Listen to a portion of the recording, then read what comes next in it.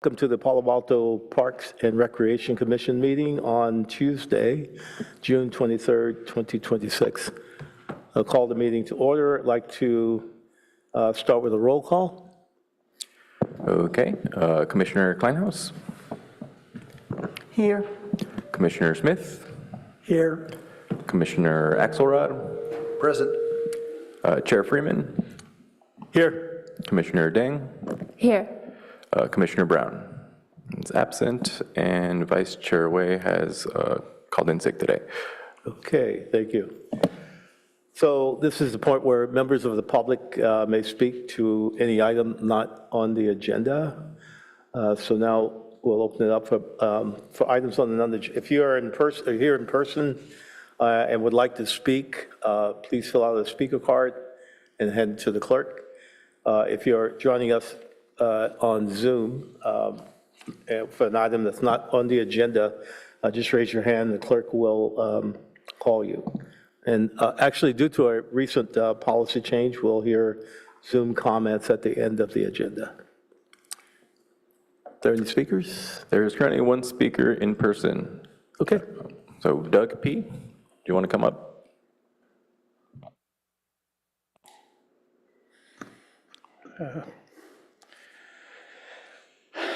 Good evening. My name is Doug Peterson, and I appreciate this opportunity to address the Commission on a subject of my own choosing. Yesterday, I submitted a letter to this Commission and the Valley Water Board of Directors urging you to jointly address the ongoing harm caused by the broken sluice gate that continues to undermine the ecological health of the 600-acre Palo Alto flood basin. The letter includes an attached PDF of an in-depth report I've prepared regarding the complex issues surrounding the broken gate. As some of you surely know by now, I feel a strong obligation to defend the interests of wildlife, and the purpose of the lengthy report is to expedite the repair of the gate, which has not functioned properly for a very long time. I am here again in person to emphasize how deeply important this is to me as a wildlife advocate, and to urge this Commission to ensure that the nearly 2 years of public statements affirming Palo Alto's intention to repair the gate will finally result in visible action. The recently renovated tide gate structure provides valuable flood protection to Palo Alto, but the inoperable sluice gate represents a significant environmental shortcoming that needs to be remedied. I delivered similar comments to Valley Water's Board of Directors this afternoon and remain optimistic that our shared commitments to environmental stewardship will result in a cooperative effort to repair the gate. Thank you. Thank you, and thanks for your comments. We appreciate your taking the time to share your comments. Any other? There are no additional comments at this time. Okay, thank you. Okay, I'd like to, okay, are there any, next we'll move on to agenda changes, additions, and deletions. So before we get started, I want to let the Commission know that to accommodate those who wish to attend the meeting in person or in Zoom, to comment on the agenda, we have moved you probably noticed on the agenda that we've moved things around. So we moved the ad hoc liaison and department report to the end of the agenda. So now is the opportunity to make any additional changes or deletions to the agenda. Do I have any? Okay. Seeing none, we'll move on to the next item. So we have 2 sets of minutes to approve. One set of minutes is from April 28, 26, and the other is from May 26, 26. Like to have a motion to approve the April 28th, 2026 minutes. I'll move to approve the April 28th minutes. Okay. Do I have a second? Second. Do I have a second? Second. Okay, thank you. We do a vote on Okay. the amendment approval. Commissioner Kleinhaus, Yes. Commissioner Smith, Yes. Commissioner Axelrod, Yes. Chair Freeman, Yes, Commissioner Deng. Yes. Motion carries. thank you. Okay, I'd like to approve the second set of minutes, which was for May 26, 2026. I'd like to have a motion to approve those minutes. I move to approve the May 26th. Do I have a second? Second. Thank you. We move to vote on that. Thank you. Commissioner Deng, Yes. Chair Freeman, Yes, Commissioner Axelrod, Yes. Commissioner Smith, Yes. and Commissioner Kleinhaus. Yes. Motion carries. thank you. Okay, we'll now move on to the business items. The first business item is to recommend the adoption of a park dedication ordinance to dedicate a portion of the Measure E site as parkland. CQA status exempt under CQA regulation, whatever it is there. I'm going to get started there.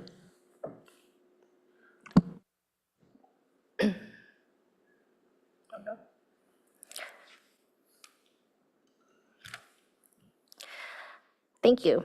My name is Tina Pham, and I'm a senior engineer working for the wastewater treatment plant. I'm happy to present regarding this item tonight. We also have Travis Belt, who is a natural resources director with Rincon, our consultant, who completed the work for the wildlife corridor evaluation. I also want to introduce Karen North, who is our assistant director of environmental services division. And we also have Greg Sands here in the audience, who is with Woodward & Curran, representing our program management consultant as well. Next slide.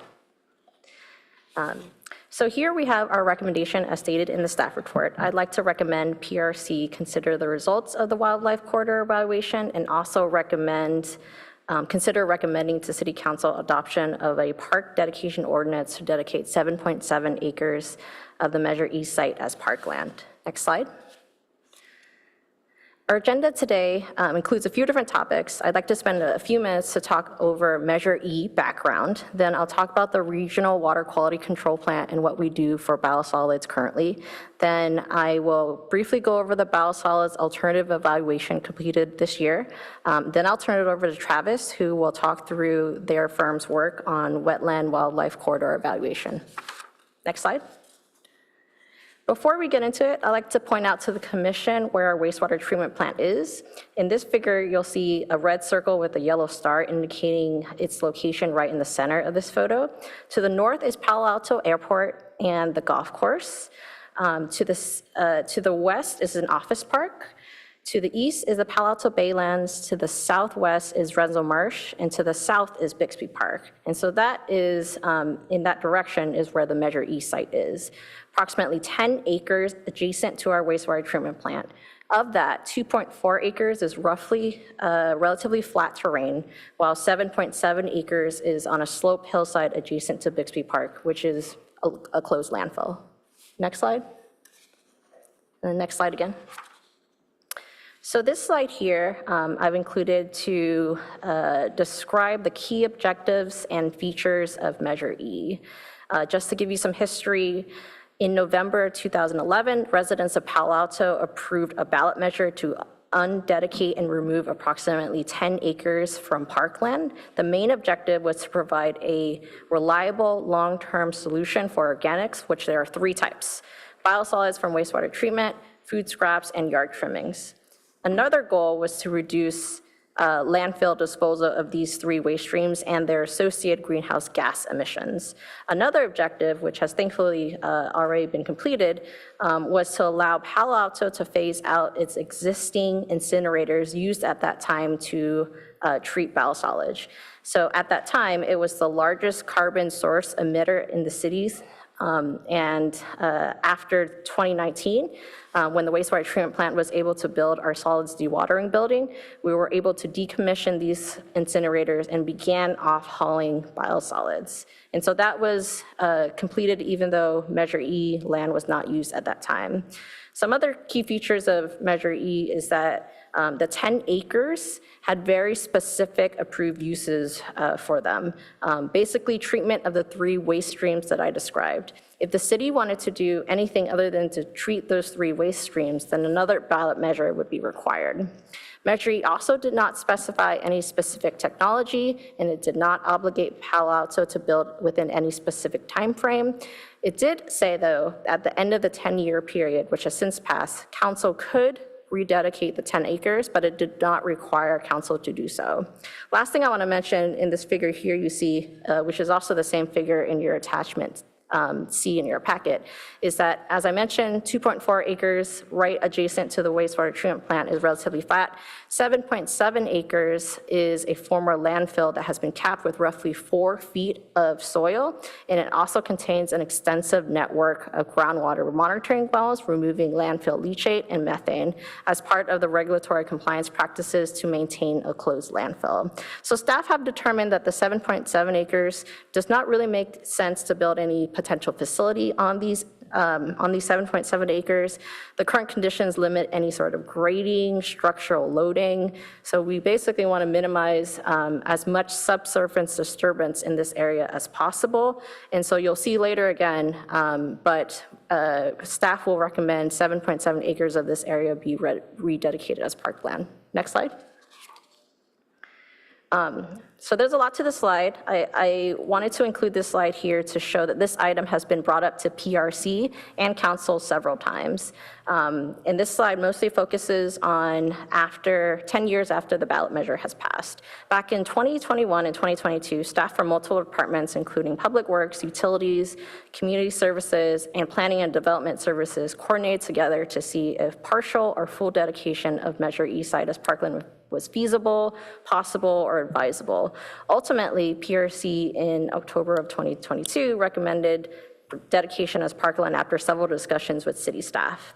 City Council in April of 2023, they directed staff to instead consider completing 2 technical studies. One study was to determine the feasibility of supporting a wildlife corridor connecting Renzo Marsh and Baylands through the Measure E site, and the other study was to determine whether the 2.4 acres of the Measure E site should be preserved for the potential biosolids processing facility. And so we feel that after this time, we are able to bring back to the commission and to council the results from these technical studies. In that same year, council, acknowledging how space constrained we were, directed wastewater treatment plant staff to begin the exploration of purchasing property contiguous to the plant, and also explore funding sources to be able to purchase property. This direction was limited to 3 properties in the office park, but it also allowed staff to explore leasing options as well. In 2024 is when we kicked off our long-range facility plan, which is included a biosolids facility plan, really intending to answer the questions that council had asked. I also want to note that in the last several years, council has made the biosolids facility plan a top council priority. So tonight, we are here and we are eager to share Rincon's wildlife wetland corridor feasibility study results with the aim of, by the fall, being able to bring the biosolids facility plan and the park dedication ordinance back to council.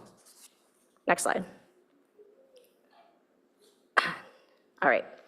So this slide is included here to remind the commission that we are a regional facility, that we have 6 partner agencies, and we are a 24/7 operation with engineers, operators, maintenance folks in support of providing wastewater treatment plant services to close to 260,000 people. Next slide. This slide here is intended to show our current projects going on as part of the previous 2012 long-range facility plan. We have many projects underway, some completed, some in construction, and some in design, totaling roughly $500 million of work to rehabilitate our aging plant. This is quite common. Wastewater treatment plants, many of them were built in the 1970s with Clean Water Act money given by the federal government. And so plants after roughly 50 or so years require major rehabilitation. We're not alone in our efforts. We are also simultaneously updating our long-range facility plan as well to be able to plan for the next 30 to 50 years. And so what's unique to me about this plant, based on other plants I've worked on and what I've seen, is that we are incredibly tight with many physical constraints. We have many projects stacked up right against each other. We can't build much higher because of the airport and flight paths. And we're constrained in many directions. We can't necessarily dig down because of high groundwater affecting potential projects. We currently rent laydown area at the airport, and we're also pursuing additional parcels toward the office park as council directed in August of 2023. And so we'll be doing all of this even without the topics that discussed tonight regarding Measure E. Next slide. So back to biosolids in our current processing, or current processing. As part of the wastewater treatment plant process, we remove solids from our wastewater, then we thicken it, blend it, and dewater it on belt filter presses that were recently built as part of our solids dewatering project in 2019. As I previously mentioned, this allowed for decommissioning of our incinerators as stated. This sludge cake is then hauled off to 2 different processing facilities in the Solano County and the other in Central Valley. So ultimately, these processes result in fertilizer byproduct that can be used for agriculture. And our previous biosolids facilities plan envisioned this to be a temporary practice until potential biosolids treatment could potentially be placed on site. Next slide. So now to our recent biosolids facility plan update. The city is no stranger to biosolids facility plan updates. We completed evaluations in 2012, 2014, and 2019. But what is important is that we feel that it's important that we look at these things every couple of years because technologies change, regulations change, hauling and treatment costs change. One thing I also want to mention is that our secondary treatment project, one of the largest capital projects in the city's history, its main driver was to treat nutrients, including ammonia, to protect the bay. And so this change as part of this project will treat nutrients and protect the bay, but it'll also result in biosolids production increase starting when the project is finished in 2018. And so 2029, sorry. So we wanted to make sure those assumptions were worked into our long-range planning, especially if we're anticipating increased biosolids production, because we want to think about what we would need for our plant for the next 30 to 50 years. Next slide. So Corolla, who is working on this biosolids facility plan update, they evaluated over 15 alternatives and really narrowed it down to these 6. 2 of them are off-hauling, either continuing with our current relationship with the 2 treatment places in the Solano Valley and Central Valley, or potentially off-hauling to a regional facility, potentially San Jose's regional facility, and also 4 alternatives on-site. And so the analysis considered a lot of different criteria, including capital costs, life cycle costs, environmental impacts, regulatory compliance, and implementation feasibility. The evaluation found that the alternative 1, what we currently do right now, is no surprise the lowest in cost. But it also said that other technologies such as alternative 6, drying and pyrolysis, demonstrated potential environmental benefits, including net negative greenhouse gas emissions, but at a significantly higher cost. The analysis also identified key uncertainties associated with emerging technologies and evolving regulatory requirements, including potential future limits on PFAS, which are per- and polyfluoroalkyl substances. These are known as forever chemicals, and these were used in firefighting foams and other uses.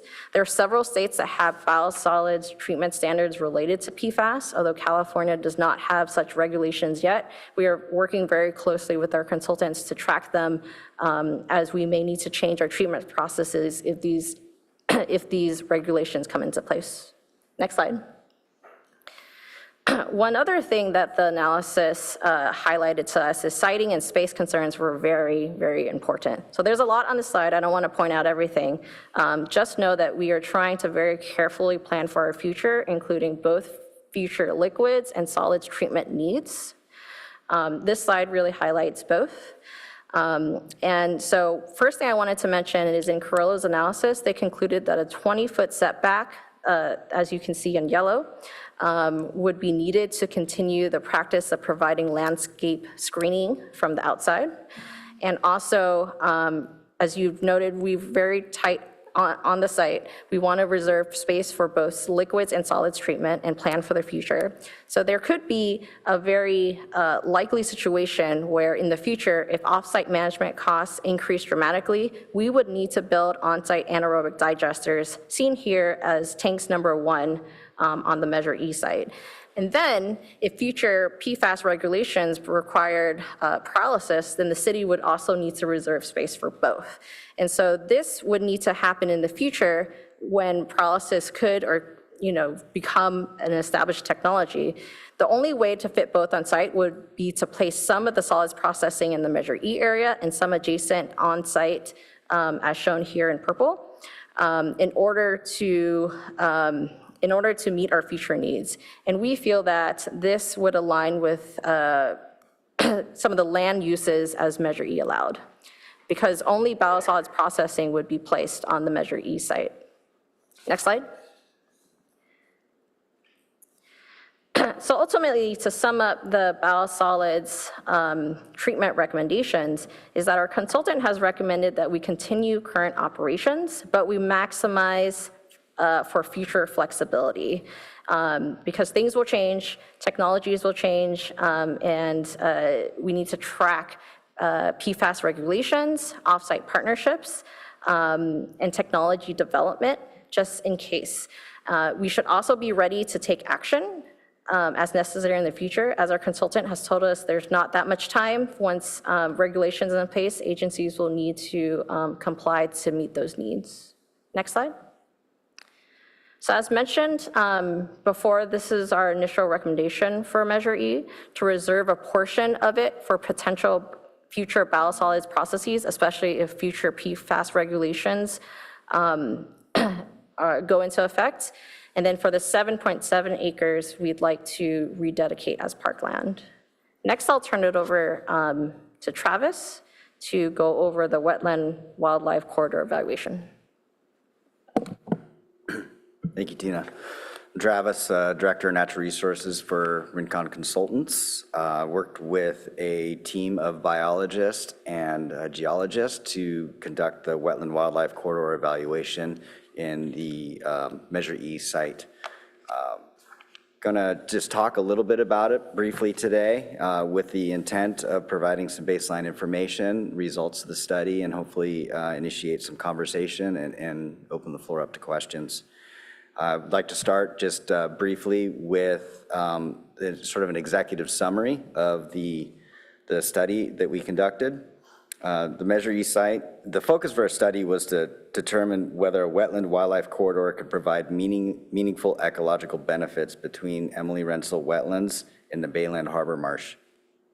Our assessment found that the site already functions as habitat and supports wildlife movement and hydrologic connection in its current state. And we evaluated multiple corridor concepts, including an open air and underground alternatives. While several alternatives appeared technically feasible, they would require substantial excavation, avoidance of existing infrastructure, and ongoing maintenance to implement. Most importantly, the analysis found that these corridor alternatives would only provide a limited additional ecological benefit or uplift relative to the existing conditions. We found that potentially targeted habitat enhancement, so enhancing the existing habitat conditions in this area, could likely provide a greater ecological benefit with less disturbance and most likely lower costs. Next slide, please. Just like to talk about the Measure E site parameters just a little bit.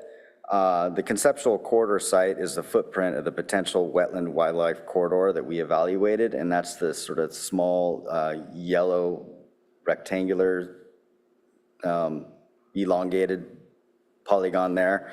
The study area is located between the Emily Rensel wetlands and the Palo Alto Baylands Marsh. It includes portions of the Baylands Nature Preserve, the closed landfill, and areas adjacent to the water quality control plant. Because the site sits between two important habitat areas, there was interest in understanding whether a new wildlife corridor could improve ecological connectivity. We say improve ecological connectivity because the site, in its existing conditions, already provides hydrologic connection between the two wetlands via an 18-inch underground pipeline. Next slide, please. The Palo Alto City Council initiated this study to evaluate the potential for establishing a wetland wildlife corridor or alternative beneficial environmental use at the Measure E site. Rincon was tasked with literature review, a site visit, and analysis to explore alternatives for creating a wetland wildlife corridor between and including portions of the Baylands Nature Preserve and the Emily Rensel wetlands.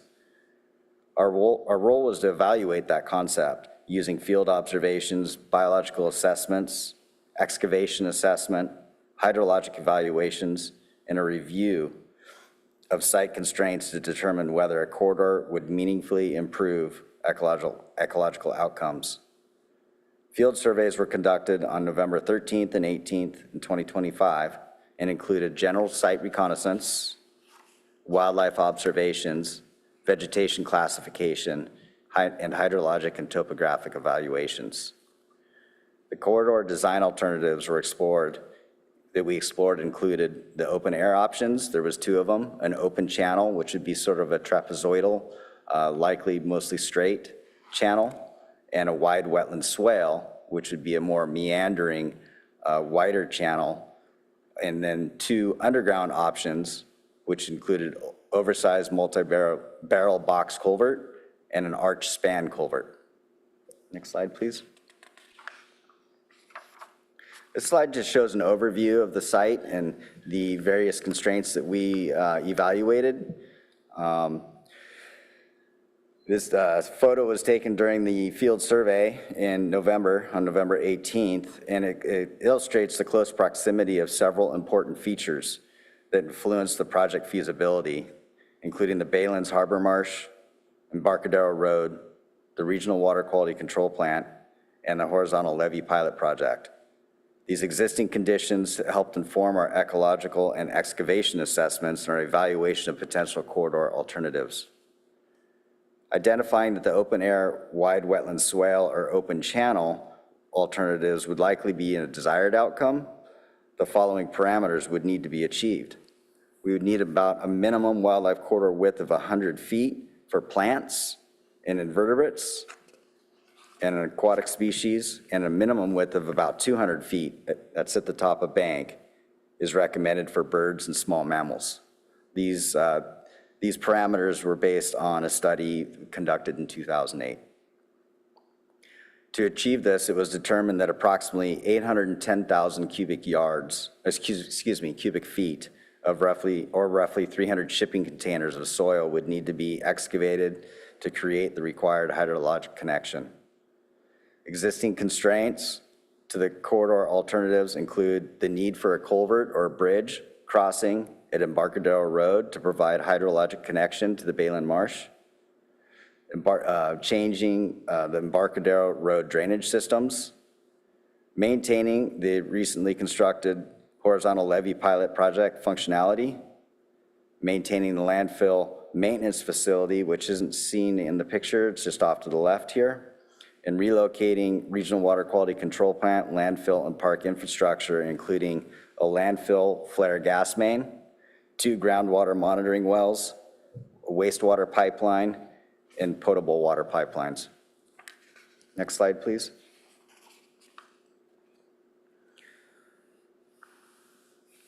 I think one of the take-homes here is that the site isn't ecologically blank at this current state. Wildlife movement and habitat uses are occurring in the site as it sits right now, along with the hydrologic connection already mentioned via an 18-inch pipeline. So the question wasn't simply, can we build a wetland corridor, but whether doing so would actually provide meaningful benefit ecologically. This distinction is important because the goal of a corridor in Measure E site would be to achieve the greatest environmental benefit for the site and surrounding baylands. Existing habitats there now include the eucalyptus woodland. It's planted in 1988 and 2013 to facilitate plant screening. Those woodlands provide nesting bird and raptor habitat. There's currently existing pickleweed mats, which is a wetland community, and it's also a California sensitive natural community. There's quail bush scrub, which is a common upland native community, and then there's landscape areas. 3 of the landscape areas are slated for unrelated capital improvement project restoration at this time. As part of this evaluation, we evaluated species for their potential to utilize the site in its current and potential future conditions. We found that white-tailed kite was using the site readily at this point. Currently, white-tailed kite is a fully protected species under the state of California. It's particularly interesting to me. It's one of the few birds that mates for life, reuses their nests, and has large family groups. So disturbance in that area could be disturbing. 6 other special status species were determined to have high potential to occur in both conditions, existing and future conditions. Northwestern pond turtle, burrowing owl, salt marsh common yellowthroat, Alameda song sparrow, California's ridgeway whale, and the Crotch's bumblebee, which is a state candidate species. 3 moderate potential to occur species and the existing and current conditions include California black rail, monarch butterfly, a federally candidate proposed species, and salt marsh harvest mouse, a currently listed species. Targeted habitat benefit focusing on the existing conditions rather than vastly changing the conditions would benefit these species. Next slide, please. Going along with that theme, we want to discuss targeted habitat enhancement with the potentially using the existing conditions and enhancing the existing conditions. Beneficial uses focusing on wildlife habitat, upland restoration, and wetland enhancement. Upland habitat corridor enhancement of existing habitat could benefit a variety of species that I already mentioned, the Crotch's bumblebee, the burrowing owl, monarch butterfly. Upland habitat enhancement would include removal of non-native vegetation, such as upland mustards, and restoration of native vegetation communities on site. This option is a lower impact, low maintenance, and relatively inexpensive compared with construction of a wetland corridor. Specifically, restoration of native grasses, forbs, and shrubs to mimic locally appropriate communities such as a coastal grassland or coyote brush scrub or coastal sage scrub would be appropriate. Working with the screening, the existing screening that's there now, we could enhance the monarch and raptor use by planting more eucalyptus trees or Monterey cypress trees. And then on the marsh sides of the site, we could pursue enhancing the pickleweed mats that are already existing. Some of those areas are invaded with non-native species at this time. Those species could be removed, and pickleweed mats, mentioned as a sensitive natural community, they actually are really resilient and will come back pretty easily. Along the edge of the marsh on the southwest side and the southwest side and the northwest side, these mustards could be removed. Providing that enhancement of the wetland and upland communities would benefit many species. I have a list of species that we could add, but don't want to belabor that topic here. It's something we could definitely discuss more.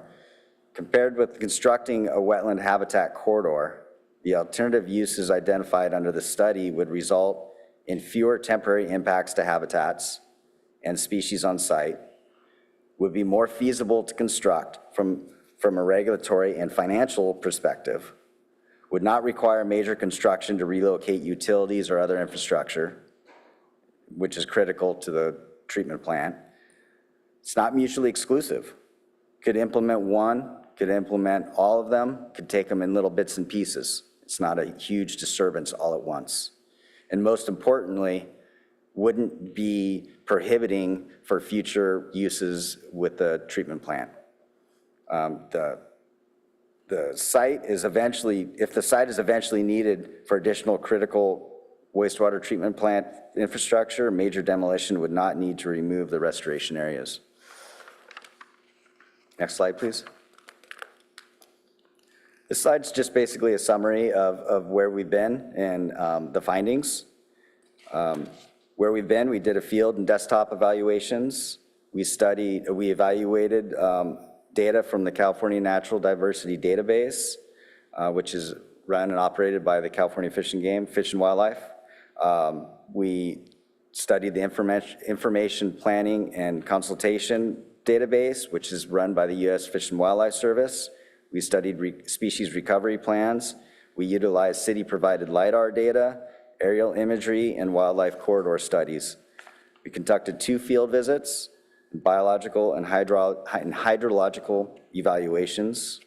We evaluated the 4 alternatives by working with the city and their consultant team.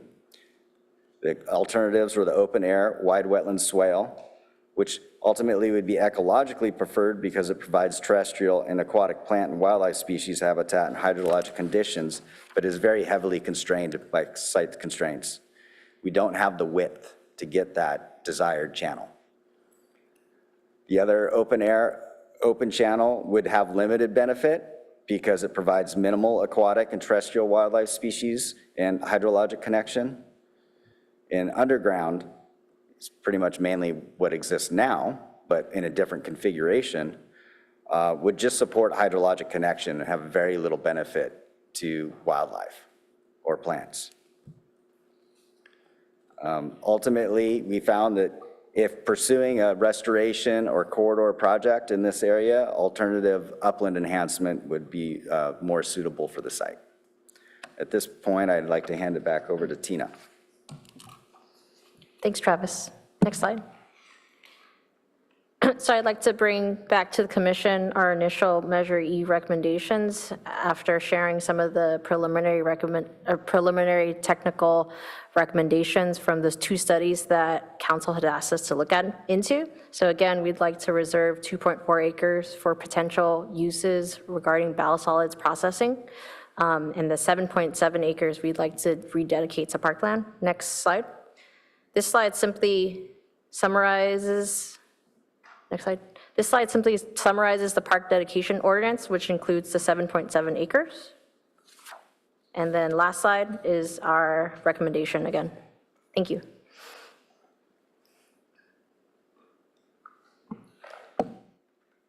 Okay, thank you. Thanks for the great presentation. I'd like to first thank you for the thoughtful and the well-prepared report that you put out. We appreciate the additional material, and the responses to the questions that were provided. As I reviewed the staff report, the supplemental Q&A, and the correspondence we received, I found the materials to be, pretty comprehensive, and I think also with the presentation it was pretty thorough as well. So the issue before us is not whether a facility will be built, but whether the city should rededicate the entire 10-acre Measure E site as parkland or preserve approximately 2.4 acres adjacent to the regional water quality control plant for potential future biosolids related needs. So before I open it up to public comments or ask the commissions for clarifying questions, I'd like to kind of briefly summarize the work of the ad hoc committee, which Commissioner Kleinhaus and I are on, and the factors that that informed our recommendation going forward here. So Commissioner Kleinhaus and I spent considerable time reviewing the Measure E ballot language, prior staff reports, the historical background. As you said, this has been something that's been going on for about, I think, 2022 or so, and the correspondence received from the public. Now, our focus is was not on what future uses might someday be proposed, but rather on the specific question that was referred to the Parks and Rec Commission by the City Council. Commissioner Kleinhaus and I and staff, like Sarah and the others, did a walkthrough, I think it was about a month ago, and so it gave us a pretty good feel for what is before us here. So like I said, we spent a lot of time looking at that. Now, several observations guided our discussion here. First, the Measure E language ballot was very specific. Voters approved the temporary removal of site from parkland dedication for the exclusive use of constructing a facility for processing yard trimming, food waste, and other organic materials. And so, as you've indicated here, no such facility was ever built, and the measure specifically contemplated that the property would be returned to parkland after 10 years, and I guess that's where we are today. Secondly, we considered the physical characteristics of the site itself, especially after our walkthrough, and then much of the approximately, let's say, 7.7 acres is constrained by landfill, as I understand it. Landfill conditions, and it's not suitable for traditional park development. I think you guys have talked a little bit about that. However, the 2.4 acre area has historically served as a buffer between the regional water quality control plant and Bixby Park, and has potential value as a habitat restoration area, wildlife connectivity, and open space. So for those reasons, we'll make some recommendations going forward, but at this point, I would like to, Commissioner Kleinhaus, if you have any to speak to the items as well. Yeah, I had a couple of questions and comments respond to what you have presented. Rincon presented one thing that was of interest, that the site, the Measure E site, has value ecologically. Animal use that, there's already use by species of special status species, and it could be enhanced as upland habitat to really provide a lot of value between the Emily Renzel marshes and the bay or the harbor marsh, even if that is not an aquatic connectivity. So that was interesting because many times it was presented, there's nothing there, it just stinks, nobody uses it, we don't need it. And I think that establishes that there is value for wildlife and for nature. So I think that's an important thing to start with, because the question is not really are we going to put a new water connectivity, but are we going to lose that site completely, versus a different kind of vision, can we restore it to nature? And I think that's a different, or it's going to be industrial. The other observation that I think is important to note is that the 7.7 acres on the landfill is not very useful for nature. Because of the cap, you can't have animals dig into that. If there are squirrels that are trying to make a home, usually they're being excluded from that site. You cannot really plant trees there because the roots will upset the cap underneath. So the 7.7 acres provide currently, people can walk or bike, they can do that, but there's not a lot of other things that as parkland can be used. And whether it is parkland or not doesn't really make the use different. Should I say? Anyway, so those are interesting observations, and I would very much appreciate it if you share the list of species that you mentioned that Rincon has with all of us. Having established that, I think it's also important to, we received letters from the public, and one of those letters was from the Honorable former Mayor, Emily Renzel, and she said that the 120-foot landscape buffer, which is essentially the Measure E site, was installed and has been maintained by the Regional Water Quality Control Plant as a condition for approval for the plant's development. It was expected to be a buffer that provides a visual and otherwise noise, smell, a buffer. And so she says and I'm going to quote this because it's ironic that Measure E removed the required landscape buffer land from park dedication and may result in an even more industrial and smellier facility being located even closer to the park that this buffer was intended to protect. I have a lot of deference to the legacy of some of our previous, especially Emily Renzo. Those marshes are in her name. So I want to say also that I do not underestimate the complexity and the difficulty of running a water treatment plant on a small scale, and the effluents go into the bay, and you definitely want the water that goes to the bay not to be contaminated in any sort of way, not now and not in the future. So I understand the complexity, and I don't want to see the bay be contaminated either. But Yeah, so we want to get to the commission as far as if there's any clarifying questions before we go to the public comments. Do you have any additional clarifying questions to ask? Okay, any commissioners with clarifying questions? Commissioner Klein, Axelrod. Yep, thanks for the amazing report. I have a few questions. Hopefully I'll try to get through them fast. Can you help me understand how much biosolids is going off-site? Like how many trucks, how often, what's the volume we're talking? Yeah, currently we have roughly 2 to 3 trucks a day leaving the facility. So I think roughly 63 tons per week. And is that likely to be impacted materially in 29? Yeah, we've modeled an increase of roughly 20 to 25% due to our change in wastewater treatment plant process that would allow us to better treat ammonia nutrients. Okay, so even after 29, it'll be like 3 to 5 trucks a day. Yes. Got it. And are the contracts with off-site facilities year by year, excuse me, are they long-term signed?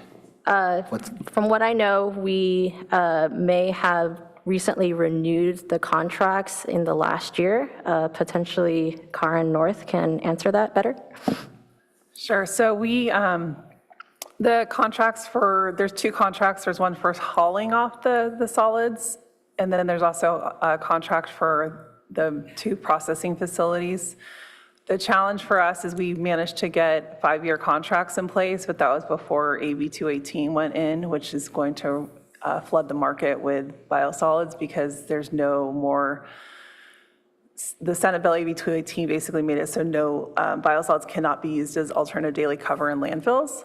So we've been creating Class A biosolids for a very long time, specifically when we switched over from the incinerators, which was ash, now to raw sludge. It's not treated at all. So we're having raw sludge go in the streets. It's just dewatered. That's all it is. Just cheesecloth, dewatered human waste is in the trucks.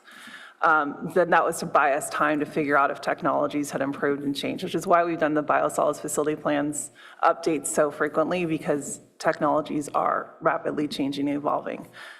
The question, though, for you is, I think we're on our fourth year of our contract, and then we're going to have to go out again, and we anticipate our costs will go up exponentially just because the market will be flooded with other wastewater treatment plants looking to handle their biosolids without treatment, which is why San Jose is one of our potential options to send it to, because they have all of their biosolids go as alternative daily cover, and they're actively pursuing a facility to treat their biosolids, and so that might be a closer location for us to haul our dewatered sludge cake. I'm sure that's a lot more information than you wanted, but.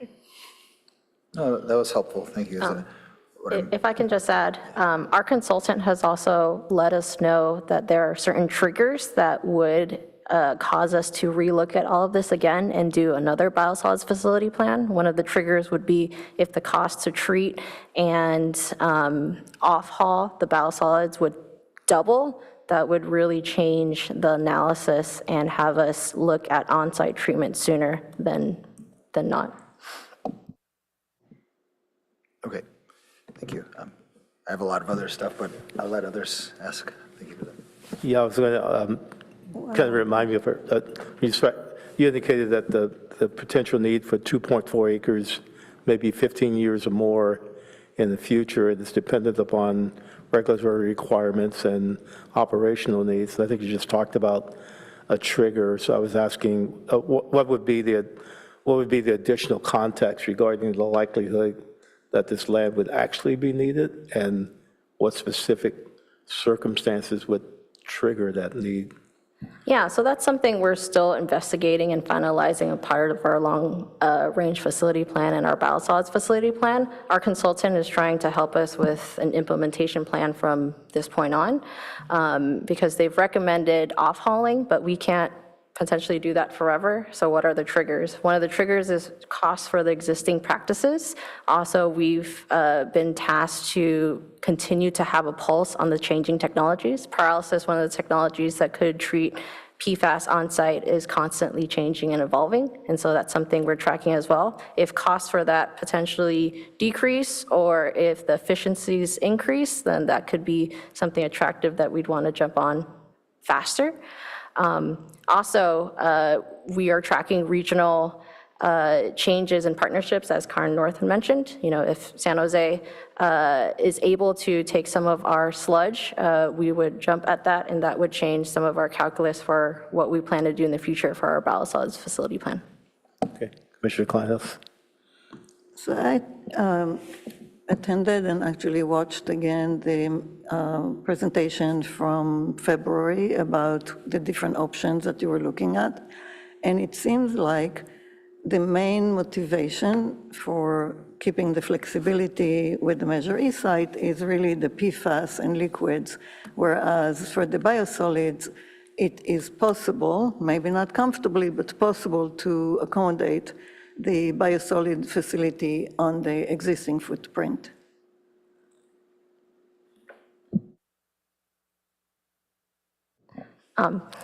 So you've mentioned several different things. We have many motivators, as I mentioned, to look holistically at all the triggers. One of the main triggers that you mentioned that I agree with is that PFAS in solids is something that is something we watch very carefully. Our consultant has acknowledged that 3 states have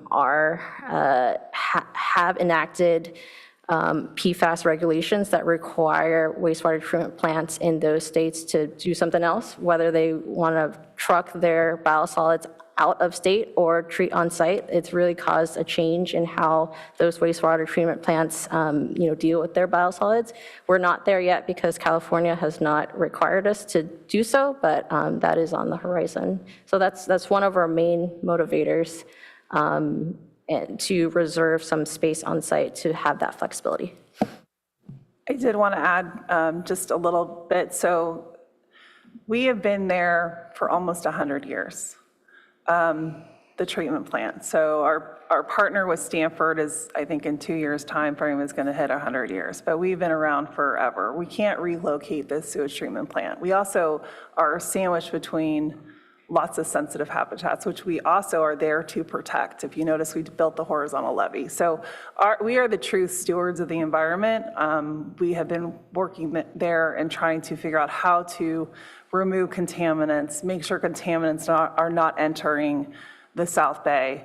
We're also trying to look at ourselves as a resource recovery facility. How do we get the energy out of the waste stream? How do we get the reuse of the water if we can? So I just want to give perspective that the environmental services division that I manage is really a true environmental. Like, that is our top goal.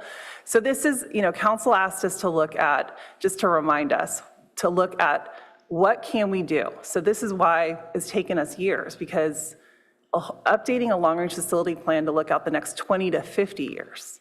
When we did our long-range facility plan in 2012, we did not anticipate nutrient reduction, that would be a mandate. Thankfully, we are fitting it into our existing footprint because we have nowhere to go, no other space.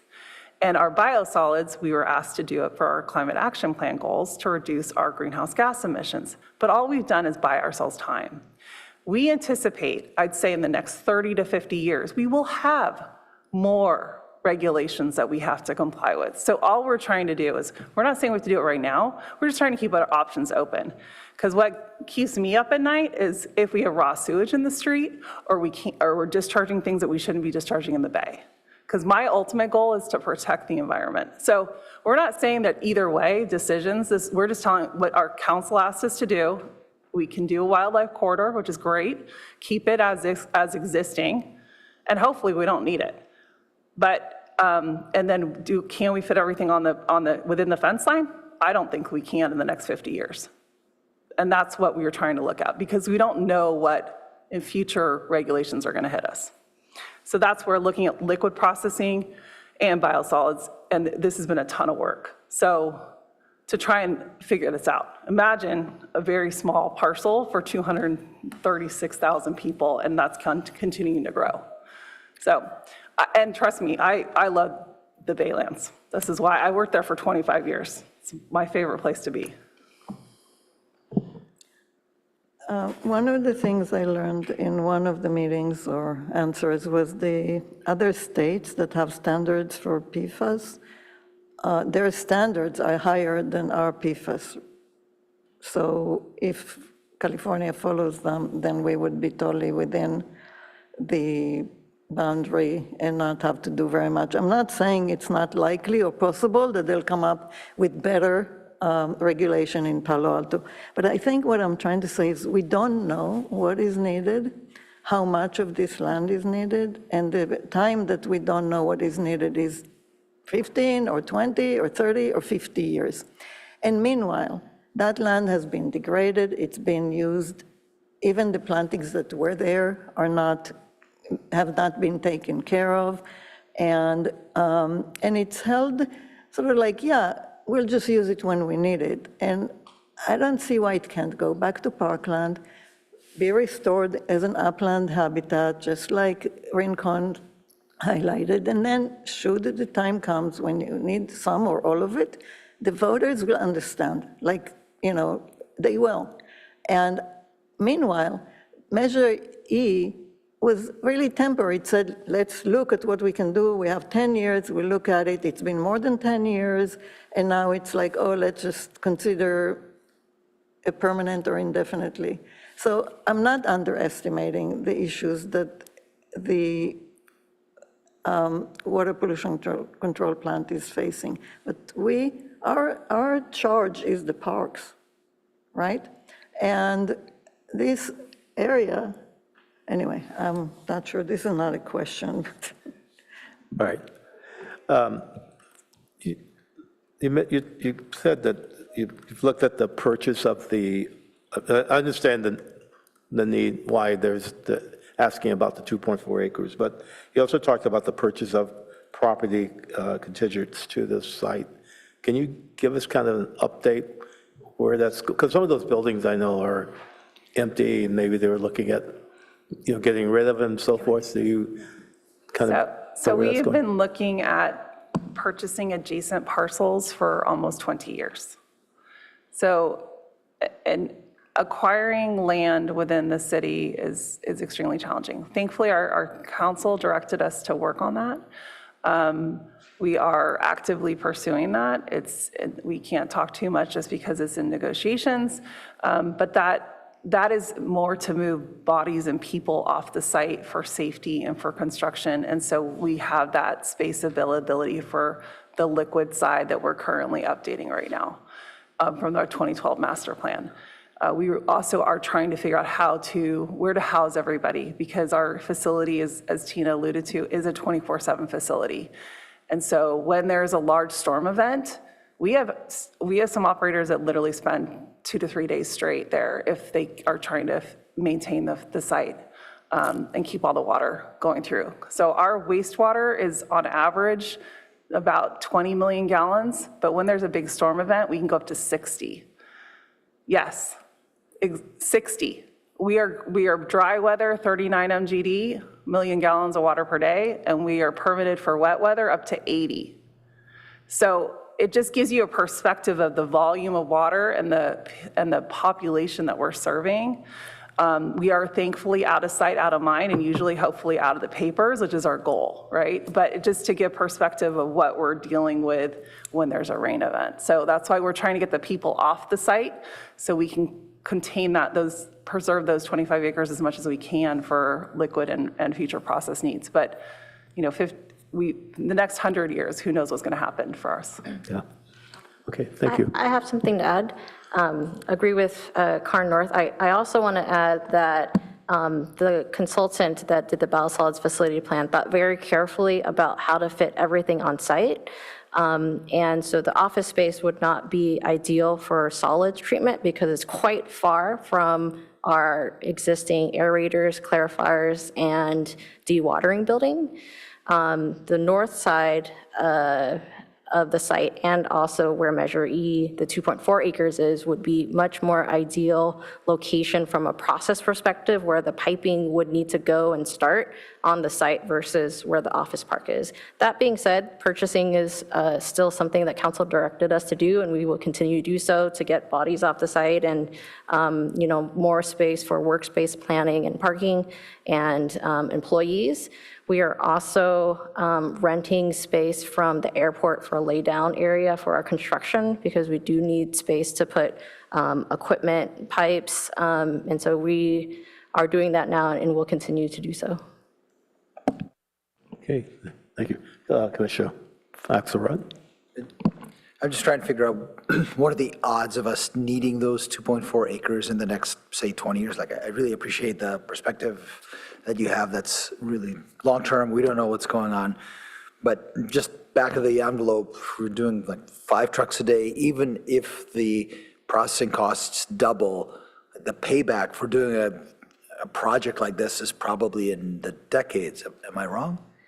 Yeah, it's a really tough question. It's something we've asked our consultant several times since they have a better pulse on the biosolids industry and costs for these projects. And I'd say there's multiple factors that we need to consider. The regulations, so the chance of that hitting us, and we don't know exactly when they hit, how long we will have to comply.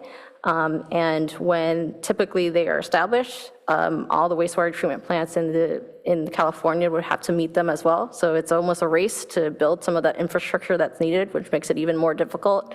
Also, cost of hauling and treatment, has increased. Not sure if it will double in the next 5 years, but maybe the next 5, 15, 20 years, especially with fuel costs. We see that as a much higher possibility than we did before. Even when the study was really underway earlier this year, things have changed since then, even so. And then also, there may be site disposal restrictions as well that we want to keep track of. So there's a lot of things that are in play, but we'd say that we feel that the most prudent thing that we could do at a wastewater treatment plant in order to think about the next 30 to 50 years is to reserve this space. Okay, any other Commissioner Cutie? I noticed that our plant's average dry season flow is about 18 mgd compared to a permitted capacity of 39. How does existing excess capacity influence our long-term biosolids planning decision? I can take a stab at that. Dry weather flows, as you mentioned, are roughly around 18 to 20. But in the wet season, we could see anywhere up to 40 to 60. And when we do long-term planning, we don't only think about the flows that we've seen in the past, although those are very influential on our planning. We reach out to all of our partner agencies. We ask them to give us projections based on their housing element for the next 5 years up to 50 years. And so we sum all of that information up in order to think about what we should build, not just now, but for the next 30 to 50 years.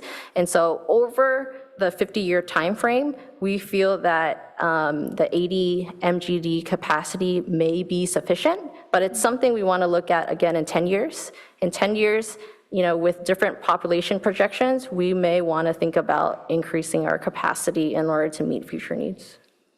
And I just want to add, when we have increased concentrations, so when I first started 25 years ago, we were around 26 million gallons of water per day, but our waste stream has changed. So it's a very concentrated waste stream. So as we increase population, we're going to have higher loads of ammonia, which means higher solids.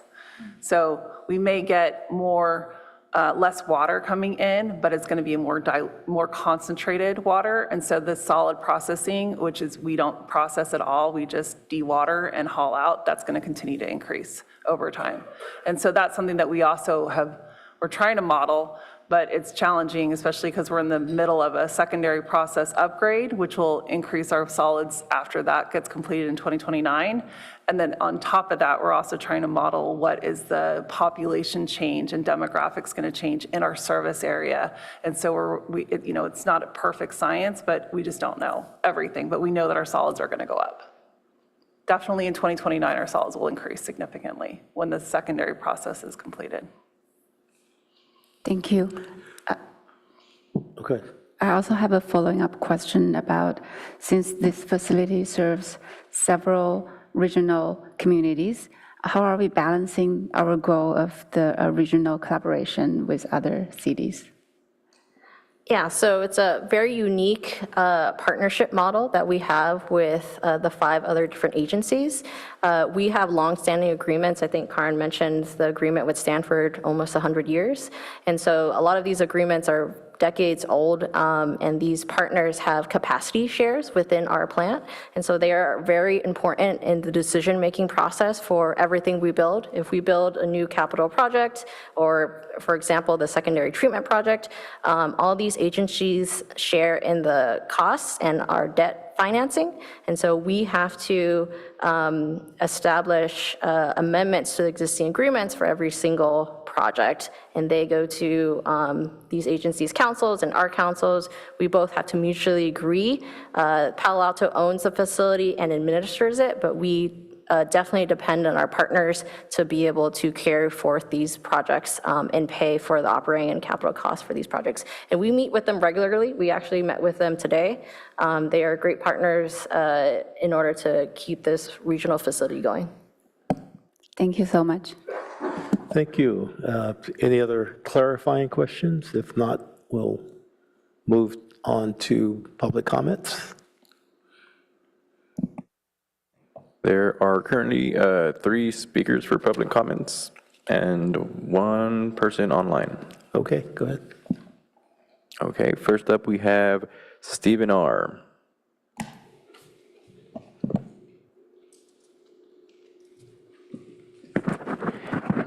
Hi, my name is Stephen Rosenblum. I live in Old Palo Alto, and in 2011, I was very active in getting Measure E passed and approved by almost 65% of the voters. I think that's important to remember at this point in time, because people voted to take responsibility for our waste and to process it on site at the time we were incinerating it, and which was clearly not environmentally sound anymore. And we agreed that we needed to do better. As it turned out, the 7.7 acres of the 10 acres turned out to be not suitable for further construction because it's a landfill, and the landfill cap can't be breached without releasing contaminants into the environment. So people now realize that, after looking at it carefully, that there's only 2.4 acres of the site that would be available for biosolids treatment. And the voters, as I say, in 2011, they agreed that we should take more responsibility for treating our waste and not exporting it to other people to deal with.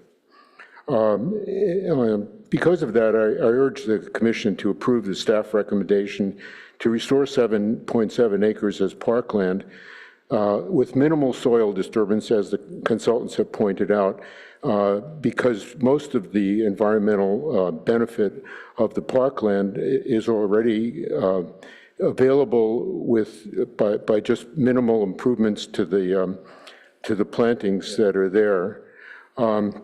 This will continue to honor the intent of the voters in 2011 to encourage the city to take fuller responsibility for the treatment of our biosolids. Thank you. Thank you. Up next, we have Herb B.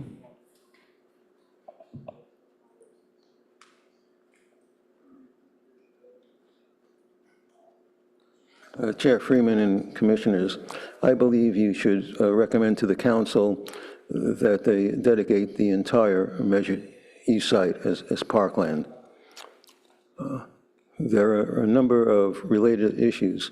The first is the proponents of the Measure E did argue about the incinerators, but they were planned for removal independent of the Measure E adoption. Second, staff has said it would take until the fall to bring forward the recommendations for biosolids. But you don't have to wait to bring before the council that long to bring your recommendation. They're currently on a 9-week vacation. They meet on August 10th. The recommendation to dedicate all of the Measure E site to parkland can be put on their next agenda on August 10th. It doesn't have to wait until the report on the biosolids. The issue of whether or not changing to dedication or not changes the use or not of the land is just the opposite of what our Charter Amendment for Parkland said. It says when something has that particular use, it should be dedicated. It's not that we take something else that's not being used for park, playland, or recreation uses that's never been used for that purpose and dedicate it and then say, oh, well, let's make that a park. So in terms of the use of the property, once it's sort of a hole in the park, some people say it should be used for something other than parkland. When the council was discussing the salt removal facility location, Walt Hayes, the main author of the Measure E site, sent an email to the council and he said, oh, use the Measure E site for the salt removal facility.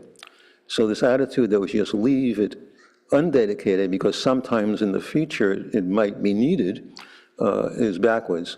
It should be rededicated as parkland, and then as before in the case with this same plant and with the airport, if the council feels that what's currently dedicated parkland needs to be undedicated for good use, such as in addition for a particular facility, it will go to the voters and ask them to remove from parkland, which the voters have done in cases, I believe, both with additions to this plant and also in the case of the airport. There was some concern that once it was undedicated, it will remain that way forever just for the sake of having something empty. It shouldn't be that way. Thank you. Up next is Peter D.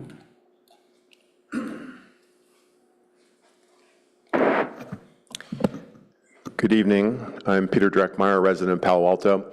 I grew up in Palo Alto, loved the Baylands, loved the foothills. After college, I moved back here to work on the International Earth Day 1990 campaign, and I've stuck around. I've been doing environmental work. I was one of the leaders of the Measure M campaign, Measure E campaign. I was also the leader of the Measure M campaign. So I am curious, why is Commissioner Kleinhaus allowed to participate in this discussion, let alone the ad hoc committee, let alone vote on it? I like Shani. We agree on most issues, but 15 years ago, she and Emily Renzel were up there on the dais with Walt Hayes and me, and we debated Measure E. Walt and I as proponents, those two as opponents. And if I were on the Parks and Recreation Commission, I would be told when Measure E came up, I had a conflict of interest, and I would have to recuse myself. 3 years ago, the ad hoc committee came to the commission with a recommendation to suggest that all Measure E be rededicated. We weren't consulted at all. I heard about it from a reporter who called me. So what do you think of this? So we mobilized people, and at the Parks and Recreation Commission meeting a few days later, people were shocked that there was any controversy. Well, an ad hoc committee is supposed to look at things and work through things in advance, not hide information. And at that meeting, 2 commissioners voted no on the recommendation, 1 abstained, which was essentially a no, but on a 4 to 2 to 1 vote, it moved forward. And the thinking was, well, we've come this far and, we're kind of surprised now. And instead of trying to figure out why there was that surprise, it's like, here we are. And council is going to look at other issues. We have to look at Parks and Recreation. They'll consider other things. I don't think that was a good look for the Parks and Recreation Commission. No one consulted us this time around. Just got a notice last Thursday, thanks to staff, that on the biosolids plan, that there was this opportunity. The undedicating parkland doesn't just create automatically park. I mean, the 7.7 acres isn't going to change. The 2.4, there's no funding. There's no community interest in putting park benches and picnic tables next to a wastewater treatment plant with planes flying over. If you're interested in what the community thinks, it'd be better to, publicize this in a way that people show up. I mean, a lot of people would show up if they knew that the Measure E site was at risk, but we just don't hear about these things. And again, I like Shani. I respect her in most ways. We work together on some issues, but it's just very inappropriate for her to be an ad hoc committee and lobbying all of you. Thank you.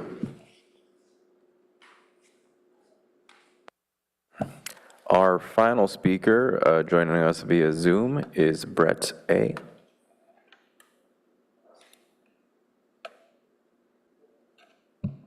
Can you hear me? We can hear you. All right.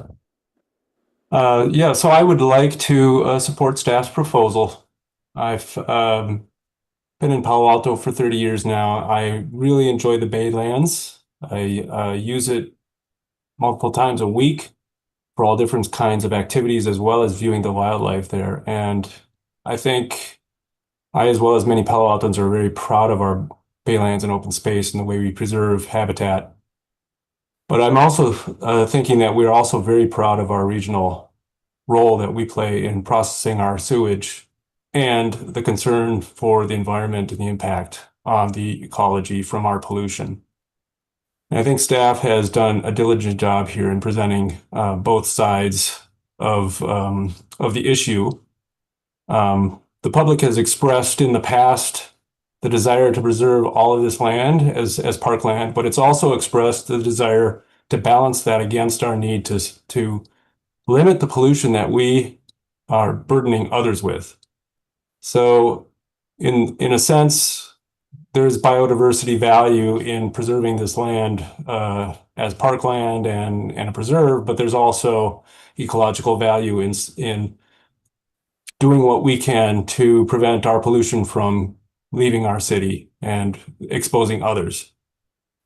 So I think we need to have a compromise here, and the public has expressed its opinion on both sides that this is a good trade-off, and that if we have good, reasonable options, that we should take them as they appear. We learn more about the pollution problem as time goes on. We know that problem is growing. We know it's not going away. We know we're going to have to do something about it in the future. We also know from the staff report that there's marginal incremental value in